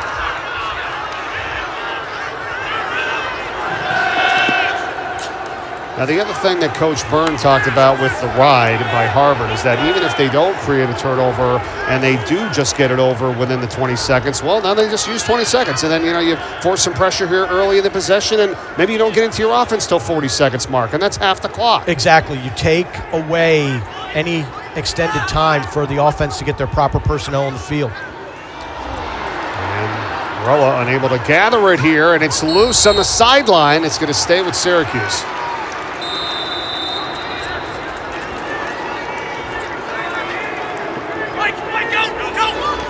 Roa. That release is sinister. 21 shots, 7 on goal, and just 2 goals for Syracuse so far. Another one off the post. That time by Leo. 4 posts today for Syracuse. They will retain possession, however, here. But Mark, the combination of the saves by Stevens and the shots off the post today, it'd be much different than a 6-goal game right now. That's off the stick of Sam English. He does recover it, though. And his pass, not enough on it to Roa, and that is going to be taken away by Harvard. Look out, Harvard, Spidell as he misses it off to the right, and a race for it. They're going to stay with the Crimson on at that time as Malone went after it. Yeah, when and where it goes out. A lot of times guys that run past the guy who was closest when and where it goes out looks like they were closest. But I tell you, Syracuse caught a break with that loose ball push. That was phantom-ish. But credit Harvard for battening down and withstanding that second chance possession for the Orange. No scoring yet here in the third. Does that change here? A hit, no call. Malone lost it. Syracuse has it. Syracuse, very physical here, and a smart physical. Any Harvard shooter, much like what the Harvard D was doing to Syracuse, they're getting licked when they release the ball. They're getting a check, they're getting a body check, stick check, body check. Syracuse defense letting them know they're there.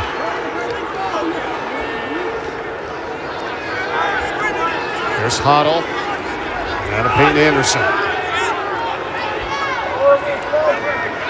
Spallina and Thompson behind the cage. Anderson gets in the middle, shoots and scores. Peyton Anderson for Syracuse.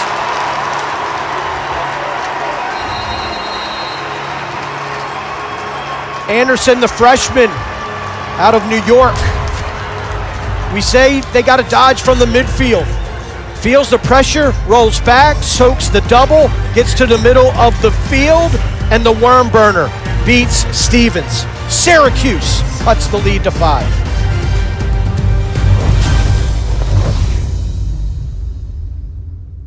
Consumer Reports ranks car brands on more than 50 road tests, reliability surveys, owner satisfaction surveys, and safety ratings from IIHS.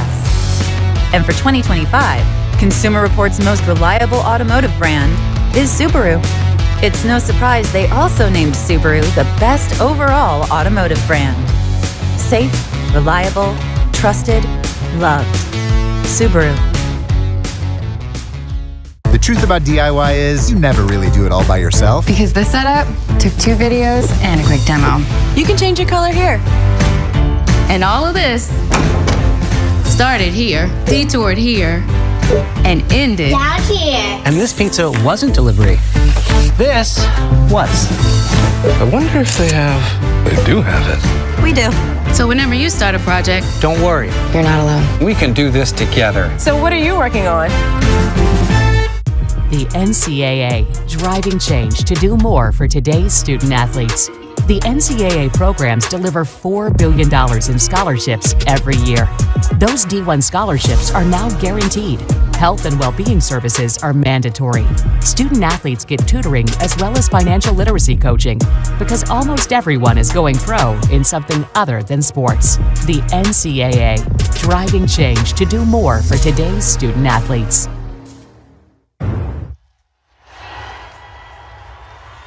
The NCAA Men's Lacrosse Championship is brought to you by Steel. Find yours at steeldealers.com. Back in Syracuse, finally a goal on the board here in the third. That was by Peyton Anderson. It's now 8-3. Harvard's lead is 5 with 6:48 to go. We have one more game coming up tonight in our nightcap at 7:30 p.m. Eastern on ESPNU. C.J. Kirst and company, a finalist for the Tewaaraton, along with Cornell. He's only got 68 goals and 30 assists on the season. They're playing tonight as they try to advance to the quarterfinals. Well, this is your Tewaaraton winner. He's head and shoulders above a great crop here in 2025. All-time NCAA goals leader in C.J. Kirst, taking on an Albany Great Dane team that's on a streak lately. Won the America East tournament in the AQ and then knocked off Siena in the play-in game. Good win here by Mullen here for Syracuse. They try to go back-to-back for the first time today, and they do! Scoring it is Nick Kakemo.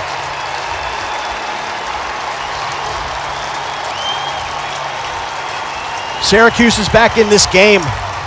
Not only is it their 4th goal to cut the Harvard lead in half, but it's a pole goal and it's a juice play for this Orange team. I like the patience, and Syracuse will throw it to anybody. And in this instance, it's Kakemo with the 70 inches of titanium. Great recognition by Finn Thompson. Kakemo stayed on the field when other Harvard defenders peeled off in the odd man rush. He collects it, slips it past Stevens, and Syracuse has life. First goal of the season, of course, a defenseman who has 21 ground balls, 16 caused turnovers coming in. The senior out of Center Point, New York. And you're right, Maybe that juices them up a little bit here. Back-to-back goals for Syracuse. Still 6:38 to go in the third. And they win the face-off again with Mullen. It's now 12-3 in face-offs for Syracuse. And this is kind of what you were thinking about, right? Yeah, and if you're Harvard, this is now time to dig in and get a stop, because the Orange are now going downhill on you a little bit with some confidence, and they've got the crowd back in the game.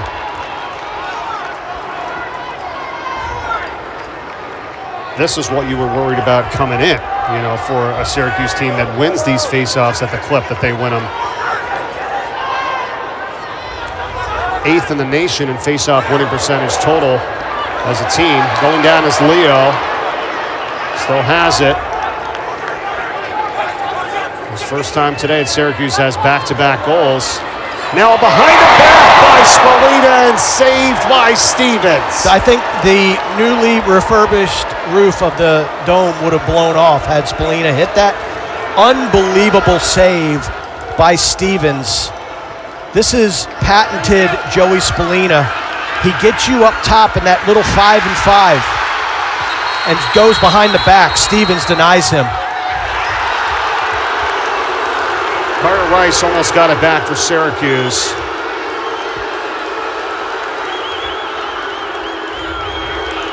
Six saves for Stevens here in this game tonight. And that's a third goal I think he's taken away from Syracuse. If I'm Harvard, I got to re-examine. And of course, John Mullen's one of the best face-off men in the country. He's exiting the ball to a place where Harvard can't mess with him. Yeah. If I'm the Crimson, I got to look at that and figure out, okay, how can we get in there and create some chaos at the face-off? Cortez has it for Harvard. For Perry. Behind the net here for King. When will it be Sam King time as well for Harvard? He's played well, but only one goal. Figueres has done a nice job of containing him. Number 7, he's behind the net right now. Here's Ip. Ip tries to go in front. He's looking for Spidell. It's going to be recovered here by Cortez before it goes out. Billy Dwan, 35 in white, has virtually erased Spidell, number 4 in gray. Here's King with 12 seconds on the shot clock. King, he scores! You called it, Mark, and he delivered. Moments like these, you need your best player to make a big play. Sam King, the All-American from Harvard, Tewaaraton finalist, answers the bell. Great job of setting up this dodge. Nice little pick, and look at him just punish the upper 90. And there's the emotion. Sam King realizes how big that goal is for his team.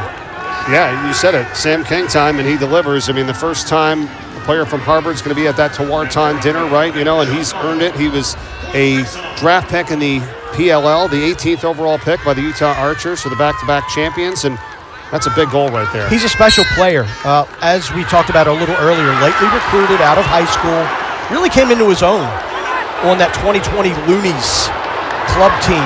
Just an epic team that used to battle with that Team 91 2020 group. Summer in and summer out. Oh, look at this. Syracuse's John Mullen trying to stay on sides and did get it back over, but now the ball is loose, and it's going to be picked up eventually here by the Orange, and it's going to be a 20-second call. The Syracuse bench is apoplectic. They are pleading with the officials, saying that it was kicked over, but I think the refs got it right. No possession was had, right, by Harvard, so the clock was still on, right? Let's see it again here. Let's take a look. Oh, yeah. You got a point. They're saying that Harvard kicked it over, but I think that the kick occurred after the 20 seconds had evaporated. I did look up, and it had 58 on there, so is it 22? Yeah, that's good. I'm with you, Mark. Okay, here is King. Once again, they feed it in front. The shot is saved by McCool on the offering that time from John Arndt. For a big man, he gets from post to post. Flags are flying here. Physical game, to say the least, today inside the Dome. Jimmy McCool, look at him. Windshield wiper. Gray 7, push, 30 seconds. Gray 7, push, 30. Sam King with the push. McCool has shown up here in the third quarter. 2 unbelievable saves, and now we got some Owen Guest, Michael Grace chirping right there. If I'm a referee, I got to pay attention to that. This could be an explosive situation. Yeah, Grace is kind of shoving him a little bit here. Yeah. He's kind of egging him on. McCool was in that discussion as well.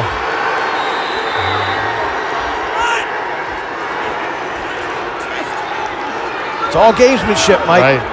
All gamesmanship, intimidation. Yeah, if you're a guest, you just say, look up at the scoreboard right now, my friend. You don't need to do anything. Don't retaliate.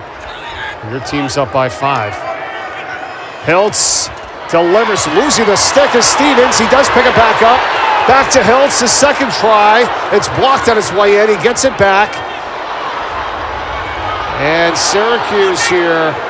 Greg Elijah Brown going after it on the sideline.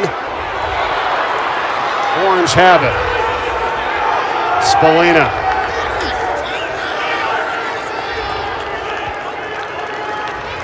He's got a shorty matchup. He's going to take him behind the cage where he's most comfortable. And he shoots and he scores it. For the first one today, Joey Spolina. I think the Harvard defense was thinking the way I was. And Joey Spolina, he operates most comfortably from behind the cage. And right here, he's just going to have a little burst. And he doesn't need much angle. And I think he surprised Stevens as well.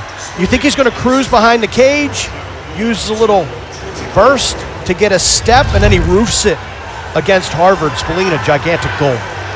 Yeah, Syracuse fans are probably saying, hey, Mark, could you say it's Spolina time here? You know, because we need him to get going a little bit, and that's his first goal of the night here tonight. This is where you need to play make it, take it lacrosse if you're John Mullen and Syracuse. And if you're Harvard, you got to figure a way to make this a little more dirty, a little more 3-on-3 versus 1-on-1. That one's a little too easy. I might bump somebody to be hip-to-hip with Sam English. Yeah, because he just kicked it right to him. But then you run the risk of Mullen winning it out the front door and having a fast break. And he's been able to score on those, as we've seen. Mullen's got 3 goals on the season. 3 flags are down here on the field. That's going to be interference on Harvard, pushing one of the Syracuse players into the crease. 3 goals scored by Syracuse in this third quarter, just 1 for Harvard. It was an 8-2 Crimson lead at the half. The lead is down to 4, and now it's going to be an extra man, and here comes the call. Fouls on Gray 15, push, 30 seconds. Push. So it's a 30, push. Reset 60, please. On Logan Darren. What happens is it's a push with possession, and once a player goes in the crease, you have to kill it. The play's dead. So that's why there was not a continuation in that sequence. Yep. It's another good call here by this crew, and now Syracuse with the extra man for 30 seconds. Trying to cut this down to a 3-goal lead. Hiltz, no. And over there to back it up was Leo. This third quarter, they're getting looks. Yes. They are getting much better looks because they're taking better care of the ball. Trying to overcome 16 turnovers, though, in this game with Syracuse if they want to get to the quarterfinals. Hiltz, Leo, pass knocked down. Oh, ground ball to just kind of scooped into the direction there that time of Harvard's Jack Brownlee. Great ride by the Orange. And we're back to the goalkeeper, Stevens. Up to midfield. And Harvard gets it over. And an impressive clear. Just back out of the pressure, locate an outlet, which is your goaltender, and then switch fields. You had 3 attackmen riding like banshees in the front zone, and so you knew that a guy was going to be open, and that was great recognition of finding it. 50 seconds, third quarter, 44 to shoot. Cortez here for Harvard. Hoping to take at least a 4-goal lead, maybe 5 if they can get it on this possession here into the fourth. They've led by 6. Cortez off the pick. He has room. Misses. And with 20 seconds on the shot clock, it'll be put back in by King. He's been great off of these restarts. A little more conservative. He doesn't want to shoot too early. Has a pick, and this one goes over the top of the cage, and back there is Spidell. 13 to shoot, 19 seconds to go, third quarter. Spidell working in on Billy Dwan. Here comes some help. Back over now in front and diving in front of the cage, and a save made by McCool. 7 seconds to go for Syracuse. Third quarter, down 4.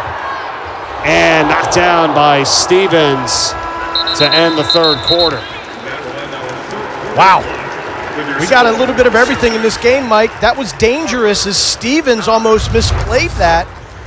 15 minutes to decide who goes to the quarters. Can't wait to see what happens in the fourth. Syracuse got 3 goals to 1 in that third quarter, and it's now a 4-goal game to the fourth after this.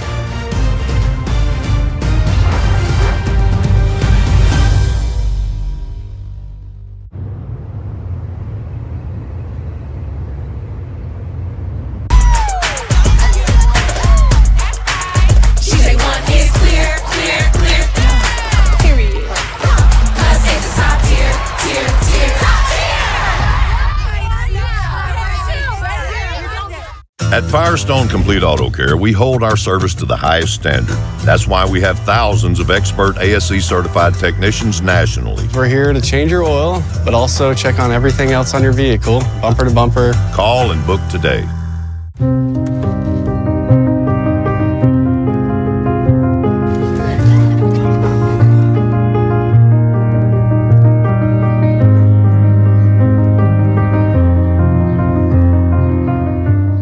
On this flying ball of dirt, we have waves that carve rock and trees that climb mountains. The Earth is amazing. So at Nature's Sunshine, we trek to the ends of the planet to find every ingredient for our supplements. Because when it comes to power, clarity, and beauty, we can't beat 4.5 billion years of R&D. And we can't out-Earth the Earth, but we can harvest it and share it so we can all be more Earth every day. Nature's Sunshine. Be more Earth. Consumer Reports ranks car brands on more than 50 road tests, reliability surveys, owner satisfaction surveys, and safety ratings from IIHS. And for 2025, Consumer Reports' most reliable automotive brand is Subaru. It's no surprise they also named Subaru the best overall automotive brand. Safe, reliable, trusted, loved. Subaru. The Travelers Championship, your all-access pass, starts here.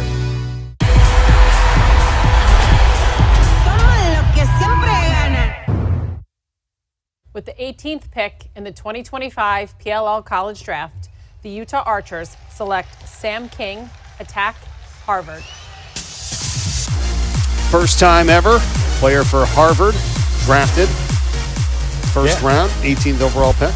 2-time defending champions, and then, of course, the Syracuse.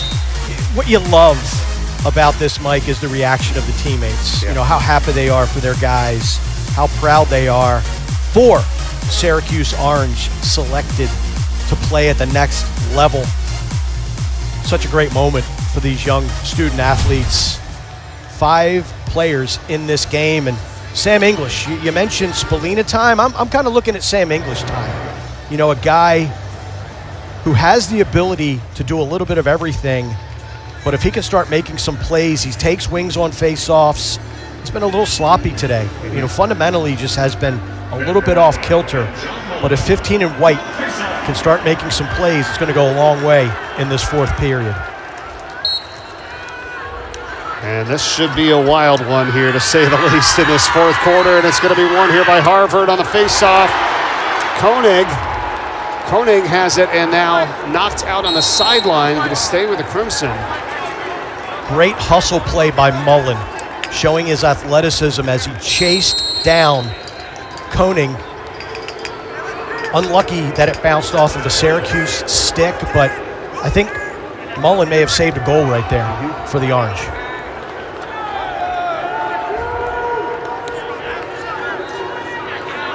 Owen Gaffney, 13 for Harvard, has it as they lead 9-5. Fourth quarter is underway. Sam King.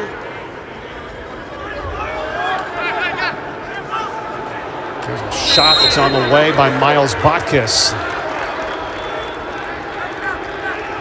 Remember, Harvard is trying to get back to the quarterfinals for the first time since 1996. They beat this Syracuse team once already in this building, February 22nd by 1, 15-14. Arndt.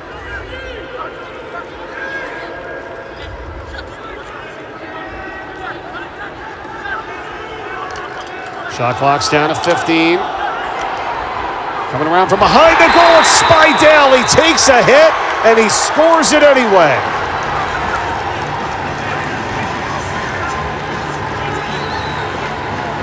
Been waiting for Spidell to have an impact on this game, but this play is really made by 26 in gray, Teddy Malone. Spinning, and he finds Spidell. And look at the soft hands, number 4 in gray. Just takes a step, knows he's going to get a lick, feels the punishment, but it's all mitigated by tickling the twine.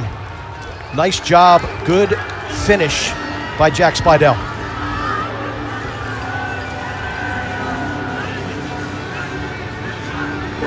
It's great teamwork here by Harvard today. Teddy Malone helping the cause, making a great play to Spidell. 45th of the season. 2 today. That just kind of takes a little bit of the energy down here right inside the dome, Mark, because they had started getting a little run there. 3-1 in that third quarter in terms of Syracuse and goal scoring. Yeah, no question. We said the first 5 minutes of the third quarter were going to be critical, and I thought in those first 5, Jimmy McCool showed up and made a couple great saves. Now Syracuse, they've got to get to work. Spallina. Working it, falling down, got it over now to his teammate Wyatt Hoddle. Reversed around here to Hiltz. Checked by Charlie Muller. Hiltz spins back, goes up top. It's going to be collected by Anderson. Yeah, the timing, Hiltz's timing today just seems off. Yeah. Anderson. That's off the side of the net, and it's scooped up here by Stevens. I think the referee thought he may have had it did have an injury. 15 in gray. Logan Darren has to exit the field. Yep. What do they call those, like a mom goal on Mother's Day? Yes. I'm going to wish a happy Mother's Day to my mom, Marion, and my wife, Erica. Very good. Same with me. My mom, Marianne, and my wife, Steph. On this Sunday afternoon from Syracuse. We got one more game to come here tonight, too, by the way, at 7:30 p.m. Cornell and Albany, right here on ESPNU to cap off our first round coverage and see which team will make it to the quarterfinals. We talked about that 07 game. I forget the year, forgive me, but how about when they played in Ithaca, so-called field, Blaze Reardon, right, the goaltender for Albany, coast to coast. Here's a goal scored for Syracuse, Sam English. And what did you just say a couple minutes ago? There he is, the captain, graduate student, transfer from Princeton. Credit Wyatt Hoddle for getting the defense to chase him. Little uncharacteristic for Harvard. You can see 52 in gray. was a little confused. Sean Jordan, he gets mixed up in the wash, and English just steps into an open space, takes the feed, and he hammers it home. 2015, Blaze Reardon. Thank you. Yes, that was the year. Our statistician, Mike Lindsley. Great work today, Mike. Thank you. Said he was there. Yeah. He witnessed it live. Yes. That was history. Wow. Mullen picks up the face-off here. Syracuse down by 4. Mullen saves Stevens. Mullen is being a beast right now. We saw him with a trail check. He's winning face-offs. And that time, Stevens steps up with another save. Again, it's not the quantity, it's the quality. And that was a gigantic stop for the Harvard netminder.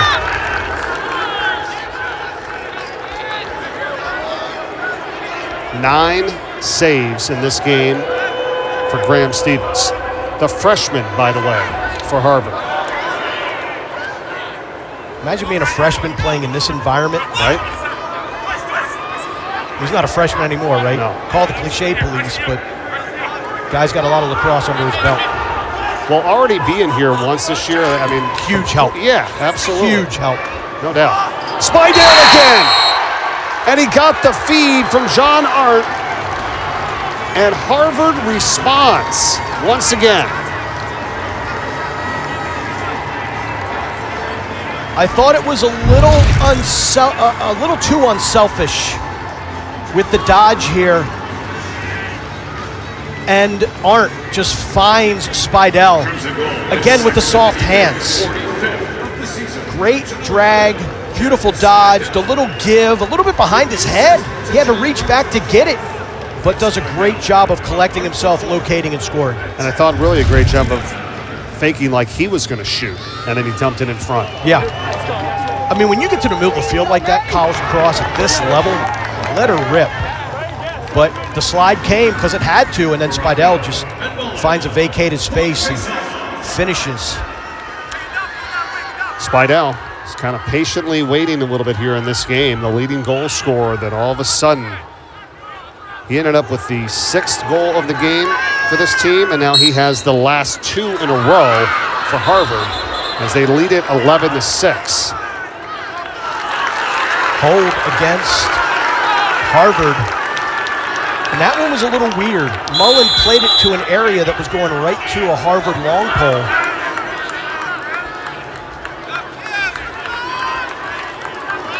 Yeah, when you look at the face-off numbers once again here, 16-4. Okay, it's been offset by 17 turnovers by Syracuse, and credit this Harvard team, for what they've done. 9 caused turnovers in the mix today as well. They played good lacrosse. They got out to a quick lead. Score it here with Syracuse and Luke Roa. He's got a hat trick today. A lot of time left. It's a 4-goal game. The shooting motion and the release of Luke Roa is a thing of beauty. Split dodge from right to left. He's a natural lefty, but he shoots so well with both hands, it's tough to tell sometimes. And again, you can't jog with him across the face of the goal like that. You have got to get contact. You have to establish a relationship with his gloves and poke, lift, push, whatever you got to do to throw him off his line. You had said that earlier, and he's been scoring like that. I mean, you almost have to be ready at any point that he can fire one on goal. No question. When he sweeps, he's got one thing in mind, and that is to rifle a shot. Syracuse has had 5 goals since 6:48 remaining in the third quarter. Trying to keep it going here. Spolina going after it. Takes a big shot, and a flag comes in as Owen Guest lays him out, and Spolina is still down.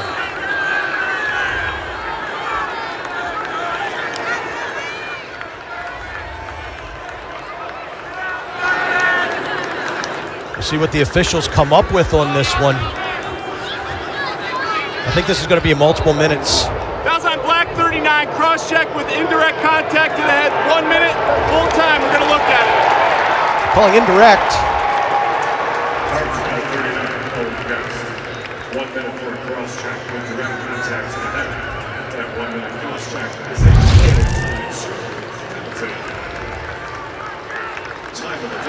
That's tough. That's to me, that's got to be multiple minutes. You have got a player in a compromised position. There is no such thing in lacrosse as a defenseless player. There's nothing in the rule book written like that. But when you're in a compromised position like that, that's a tough hit. It's dangerous. Well, it's going to be 1 minute, non-releasable, but I'm a little surprised. Yeah, I thought that could have gone for two. We had 2-minute ones earlier today, so we saw a 3-minute non-releasable last week in the Big Ten tournament semifinals. Maryland and Penn State, a Maryland defender got a 3-minute non-releasable. First time I've seen that in a really, really long time. But regardless, this is an opportunity for Syracuse to string together a couple of goals. The message to Harvard here is that, you want to stay aggressive like you've been all game, but you got to be careful, right? I mean, there's still a lot of time left here. Oh, heck yeah. And this game is far from over. Yep. And a goal here for Syracuse, and they are well within striking distance right now. Still 10 minutes left in the contest. Extra man. There it is. Perfectly executed and scored by Trey Deer.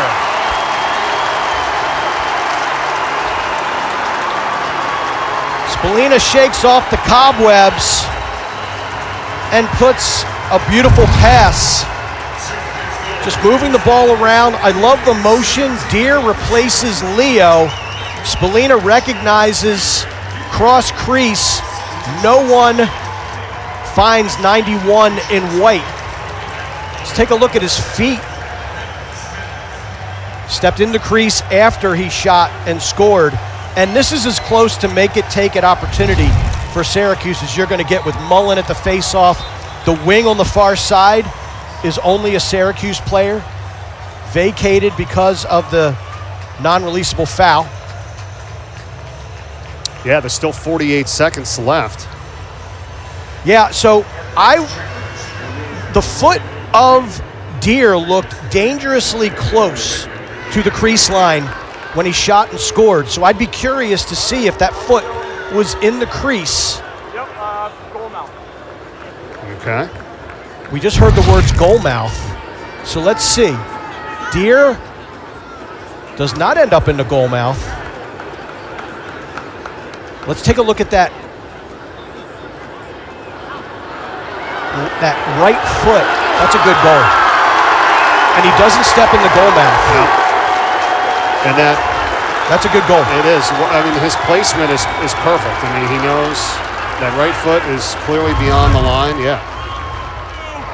The ruling on the field of a good goal stands. Good goal. So I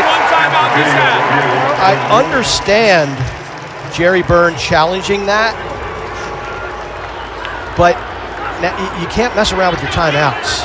You know, you cannot mess around with your timeouts in this situation.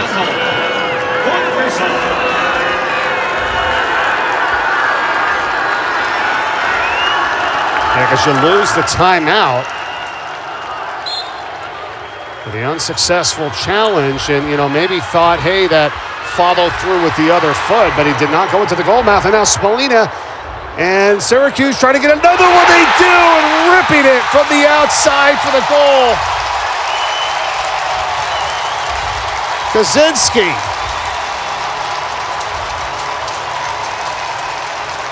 The crowd is on its feet. The energy is back in the dome. Great wing play by English. He's having an impact on this game. And Syracuse, it doesn't matter if you've got a short stick, a long stick, a pool cue, you're going to get the ball if you are open. And Kaczynski trailing the play, catches it, the worm burner with the 70 inches of titanium. How about two defensemen scoring their first goals of the season here in this game for Syracuse? Nick Kakemo and then Chuck Kaczynski. And Syracuse with 2 goals in 11 seconds, and they're still on the extra man. with 37 seconds left here, Mark. And Kaczynski was so wide open because Harvard doesn't have anybody on the far wing. That's when there's a man-up face-off. Did it again. And here they come again. Kaczynski got it here. Spallina. Crucial penalty. And now Syracuse takes a timeout.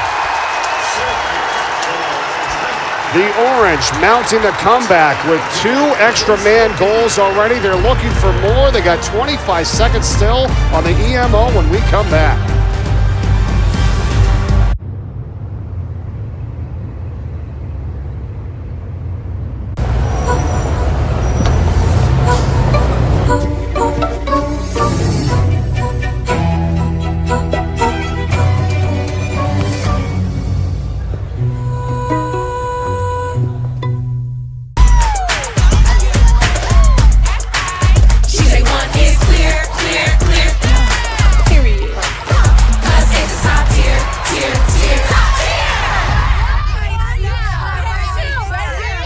All the parts you need at prices you love.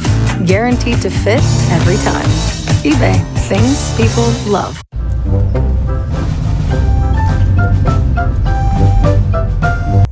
The Travelers Championship, your all-access pass, starts here.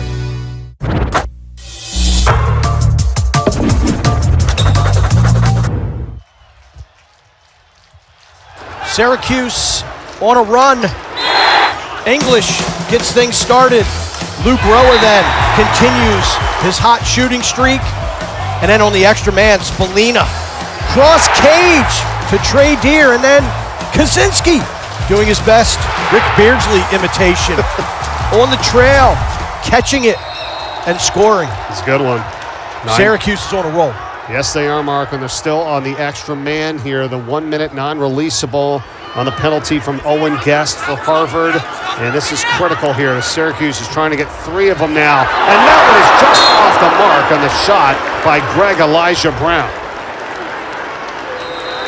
Harvard has played defense almost this entire quarter.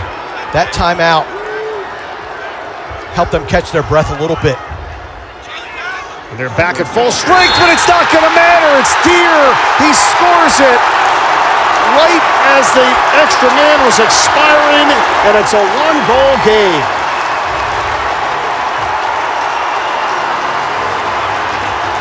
Trey Deer, the sophomore,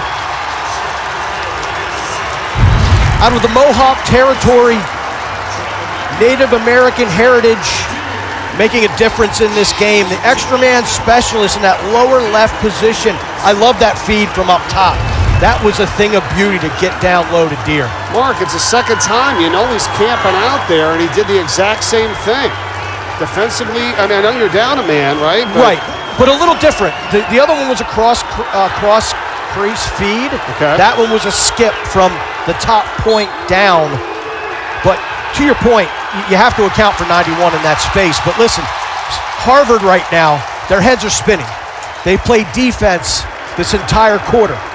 That non-releasable foul, which honestly could have been 2 minutes, it's a game changer. It certainly is. And now Roa, he ties the game.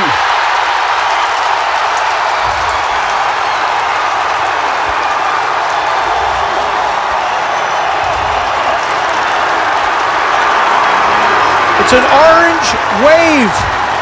5 unanswered goals by Syracuse.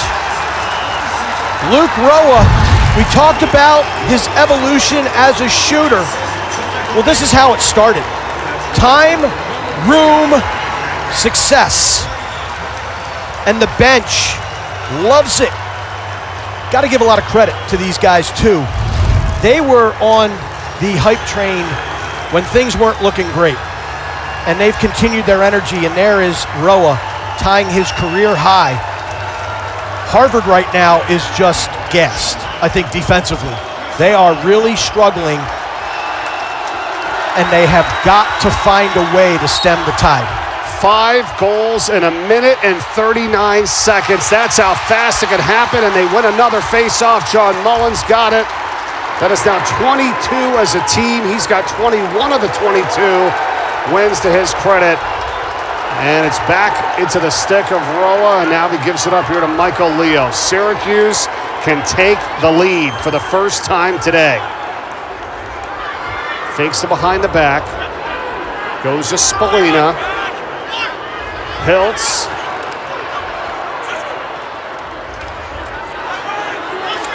Hiltz. Swim move. Not there. Crossfield and sails it past Leo. Yeah, Hiltz continues to struggle. It just hasn't been his day. But you know what? That's okay. Over 8 minutes left. You just got 5 goals in a minute 39. You tied the game.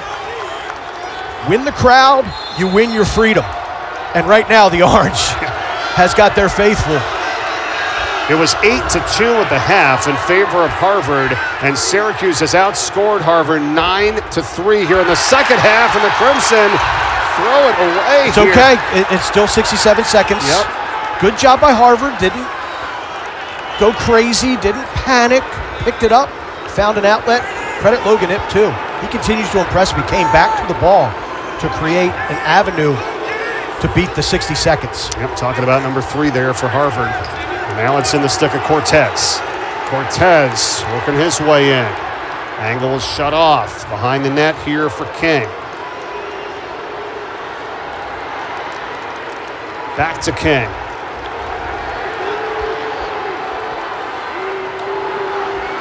Perry. Being hounded. Goes back over to Sam King. Shot clock at 20.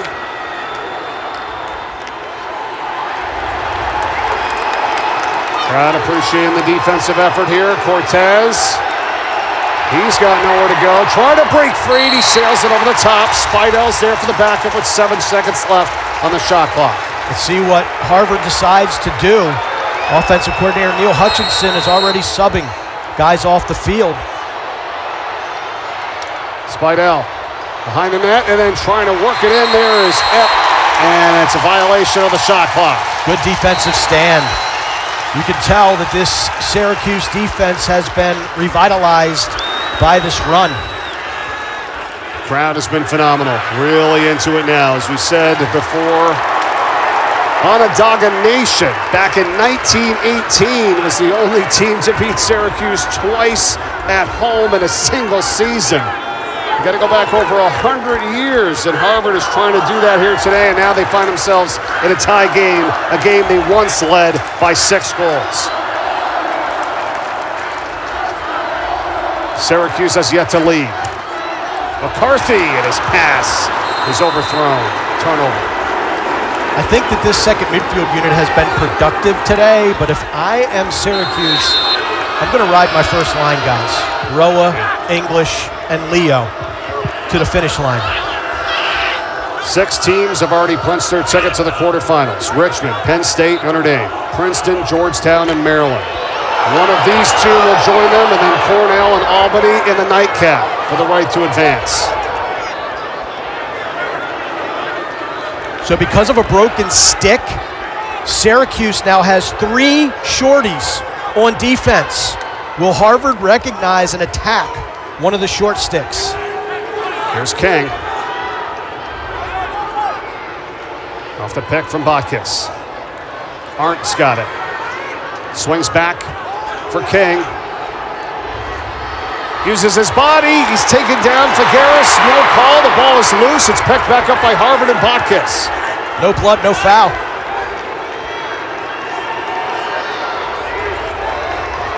Flips it behind the net. Now here's a shot, and that's off the mark by Sam King, and no backup, and it's Syracuse possession. That was a golden opportunity for King. Wide open, misses the cage. I'm a little surprised that they weren't a little more recognizing of 3 shorties out there, one of which was number 1, Jake Spallina. First time I think he's been in the game that I can recognize. Why not give him a whirl? You're right. Ball knocked out of the stick there of Michael Grace. And here is Spallina, Joey Spallina. But you're not going to get many better shot opportunities for your best player than what we just saw. What a game today. Coming up on 4 minutes remaining in the contest. We're tied at 11. Syracuse has come storming back. Leo's a lefty. When he dodges with that right hand, you got to watch the rollback. Leo trying to get a step. Falling down. Gives it up to Sam English. Here comes the flag. They're going to get the penalty. English knocked out of his stick. And here comes the penalty call. Yeah, clearly a push on in the back on Michael Leo. Took away his advantage.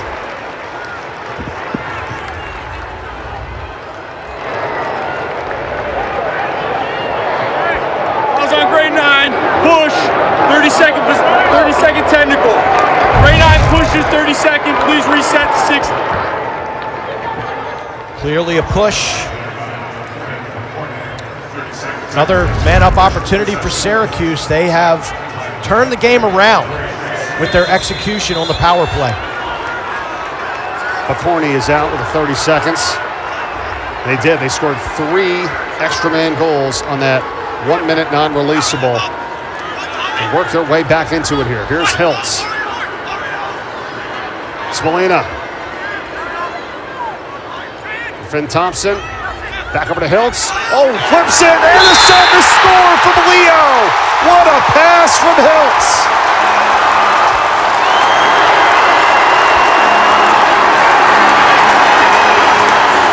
Yards faithful love it. A little razzle, dazzle. Owen Hiltz. It's been a little off today, but this is a thing of beauty. The behind the back to your lefty, Michael Leo, and he makes no mistake about it. Top shelf, beautiful shot, velocity, placement, you have it. That was awesome. That was an incredible pass. And Leo finishes the deal, and Syracuse has their first lead of the game. Mark, they've scored 6 in a row. What do you do if you're Harvard? You've got to find a way to neutralize Mullen at the faceoff to get a possession. Your backs are to the wall. They're trying, but Mullen is able to get it for the moment. Now it's loose, and Spallina has it. That got knocked out of his stick. A lot of pushing going on here. All the way back on the end line, and it's going to be Syracuse ball. Remember that timeout that was lost by Jerry Byrne on that challenge on the Trey Deer goal. So now Coach Byrne has to save it a little bit in case his guys get in trouble later. He can't really burn one to try to stem this momentum for Syracuse. Each team's got 1 timeout remaining. We're under 3 minutes. The shot is over the net that time by Rowan. First midfield unit back out there for Syracuse. I like this decision by offensive coordinator Pat March. 22 face-off wins by John Mullen today. 5th in the nation in percentage. 2nd in the nation in ground balls. It's been outstanding. Big reason why Syracuse has been able to come back here. Leo flips it to English. Rolla. On the side there is Hiltz, and not there. Missing the goal. 11 seconds left in the shot clock. Spallina closest to the restart.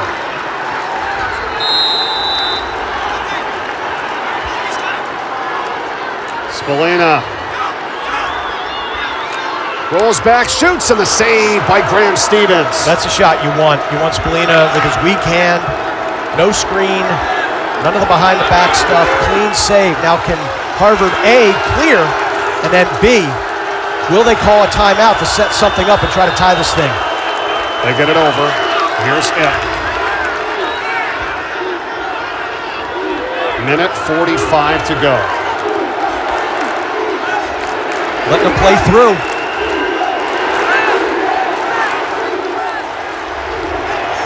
Can Harvard tie it up here? Perry passes it behind the net. Working around, here is King. King loves that question mark and that turn back shot. He didn't get to take it. Good defense. That's tough. There's it. Goes into traffic. The ball is loose. Who wants it?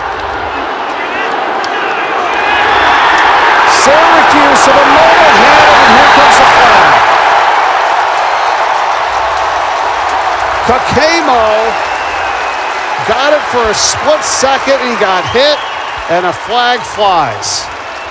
Harvard bench is upset. They were motioning for a timeout when Ip got in trouble. Guys on 41, black, push, 30 seconds. Black 41, push, 30. So they called it on Andrew Perry. 30 seconds here, Mark. It's hard to get a timeout when you have a player running into 3 guys on the other team. It's loud in here.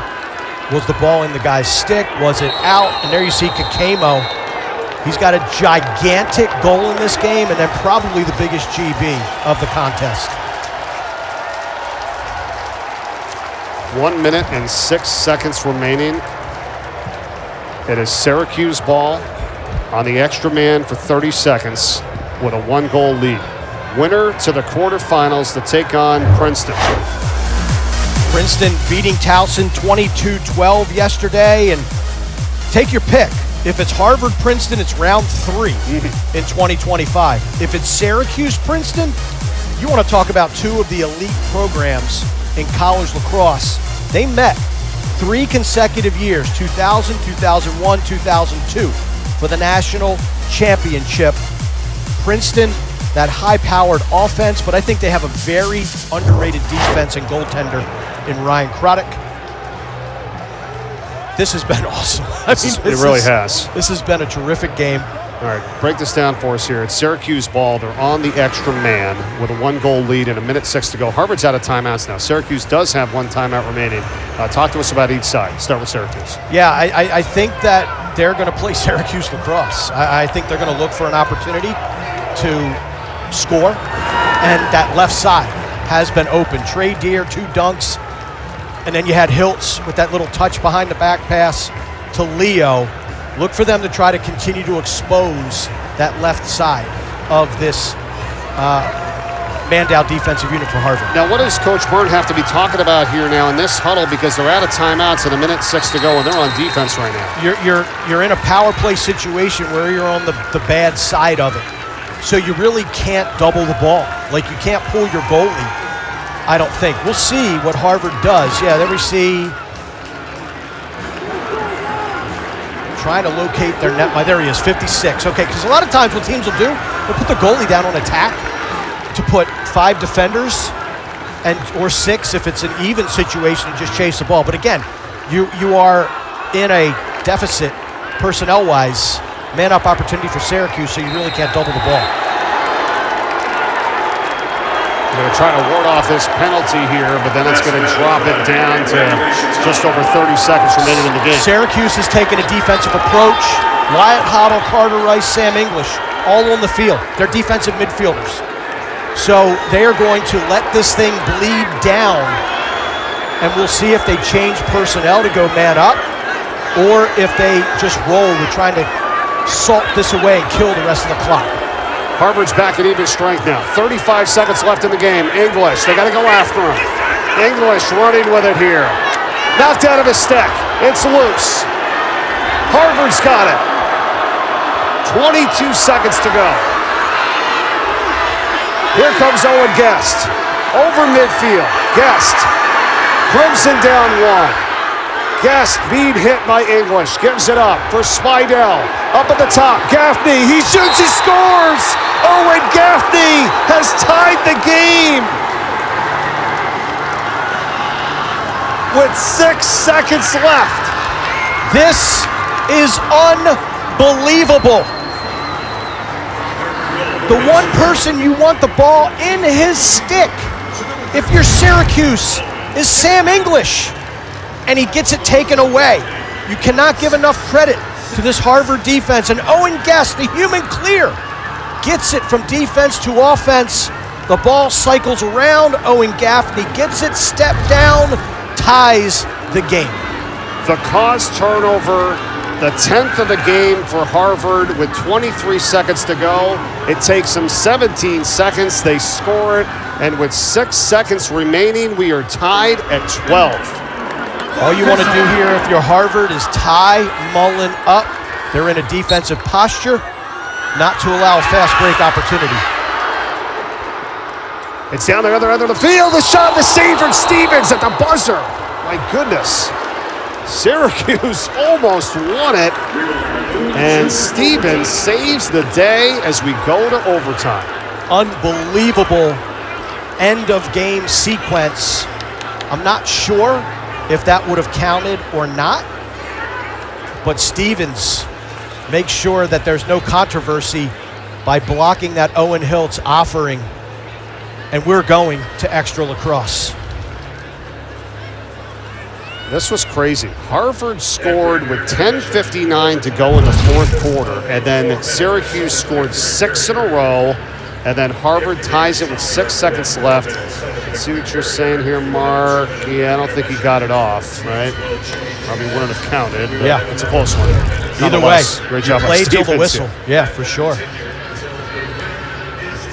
We are going to step aside, and we will be back with overtime. Tied at 12 from the Dome in Syracuse. Winner to the quarterfinals. Stay tuned. We're back right after this. Can we have a chat about your lawn? If I can turn a dirt patch into a lush lawn, I can do anything. Seed and feed, that's what you always say. Seed and feed. Yeah. Look how thick it is. It is thick. Yeah. It's lawn fixing time with Scott's Turf Builder Grass Seed. AE drink spray? AE drink spray.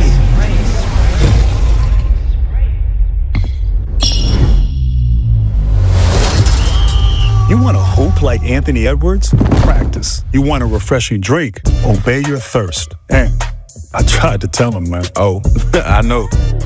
Sprite, obey your thirst. NCAA athletes don't just compete, they make history. Representing our nation with pride and excellence, they bring home the hardware. Our college camp. Hard to draw this one up the way it's all gone down. It was an 8-2 lead at halftime for Harvard. Syracuse storming back in the second half. They had 6 in a row, Mark, and now all of a sudden we find ourselves in overtime. Syracuse just flawless on the extra man. Michael Leo ties things up, but Owen Guest doing his best Ernie Davis impersonation, running through the Syracuse defense to clear it, gets it up to Owen Gaffney. Straight away, worm burner. That is just a beautiful shot. Well, and Owen Guest has got to be feeling, pretty good the way he at least brought it over and gave his team a chance to tie it up, because he's the one that had that 1-minute non-releasable penalty, and Syracuse scored 3 goals off of that 1 minute. Yeah, and it's a little poetic. Guest is the one that had that cross check that led to 3 extra man Syracuse goals for him to tie it. But Mullen, doing what he does best, wins the face-off. Syracuse did leave a timeout on the table. They did. Now we're in overtime. In regulation. Now they have one for the overtime period. Here comes Roa. Mullen's got 24 face-off wins today. Winner to the quarterfinals. Next goal, Roa. Goes over to Hiltz. Leo. Behind the cage, Spolina.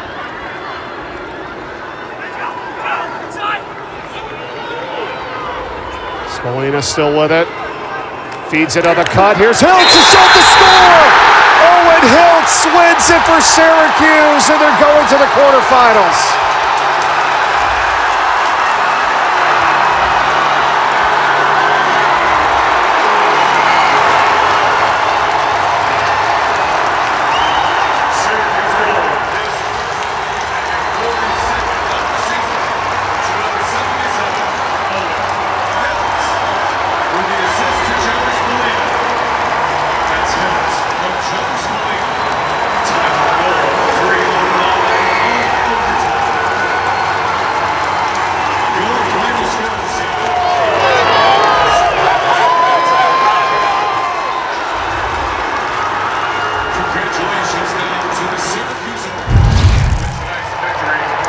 Owen Hiltz, it really wasn't his day, but he saves the best for last. Assist late that gave Syracuse the lead, and then he takes the feed, and he does what 77 does best. Cruises to the cage, finds the back of the net. Syracuse, you just stamped your ticket to a date with Princeton in the NCAA men's lacrosse quarterfinals. And you said it, Owen Hiltz, the leading scorer, saving his best for last. A Capital One player of the game here today, Owen Hiltz, with the goal, the game winner in overtime, 2 assists, and Syracuse, coming back from 6 down at the half, advances to their second straight quarterfinals. You got to give all the credit to the Orange. Nothing went well for them in the first 30 minutes of this game, and they came out and capitalized on Harvard penalties to get back in the game, take the lead, and eventually win this thing in overtime. Princeton, Syracuse, Georgetown, and Maryland. 7 total have advanced to the quarterfinals. We've got one more to go. Cornell and Albany. For our producer, Kristen Hennessy, our director, Dave Tasca, from Mark Dixon, I'm Mike Corey. Thanks for watching. Now let's send you to Cornell with Cornell and Albany, our final game in the first round. Enjoy it. Happy Mother's Day. Have a great weekend, everyone.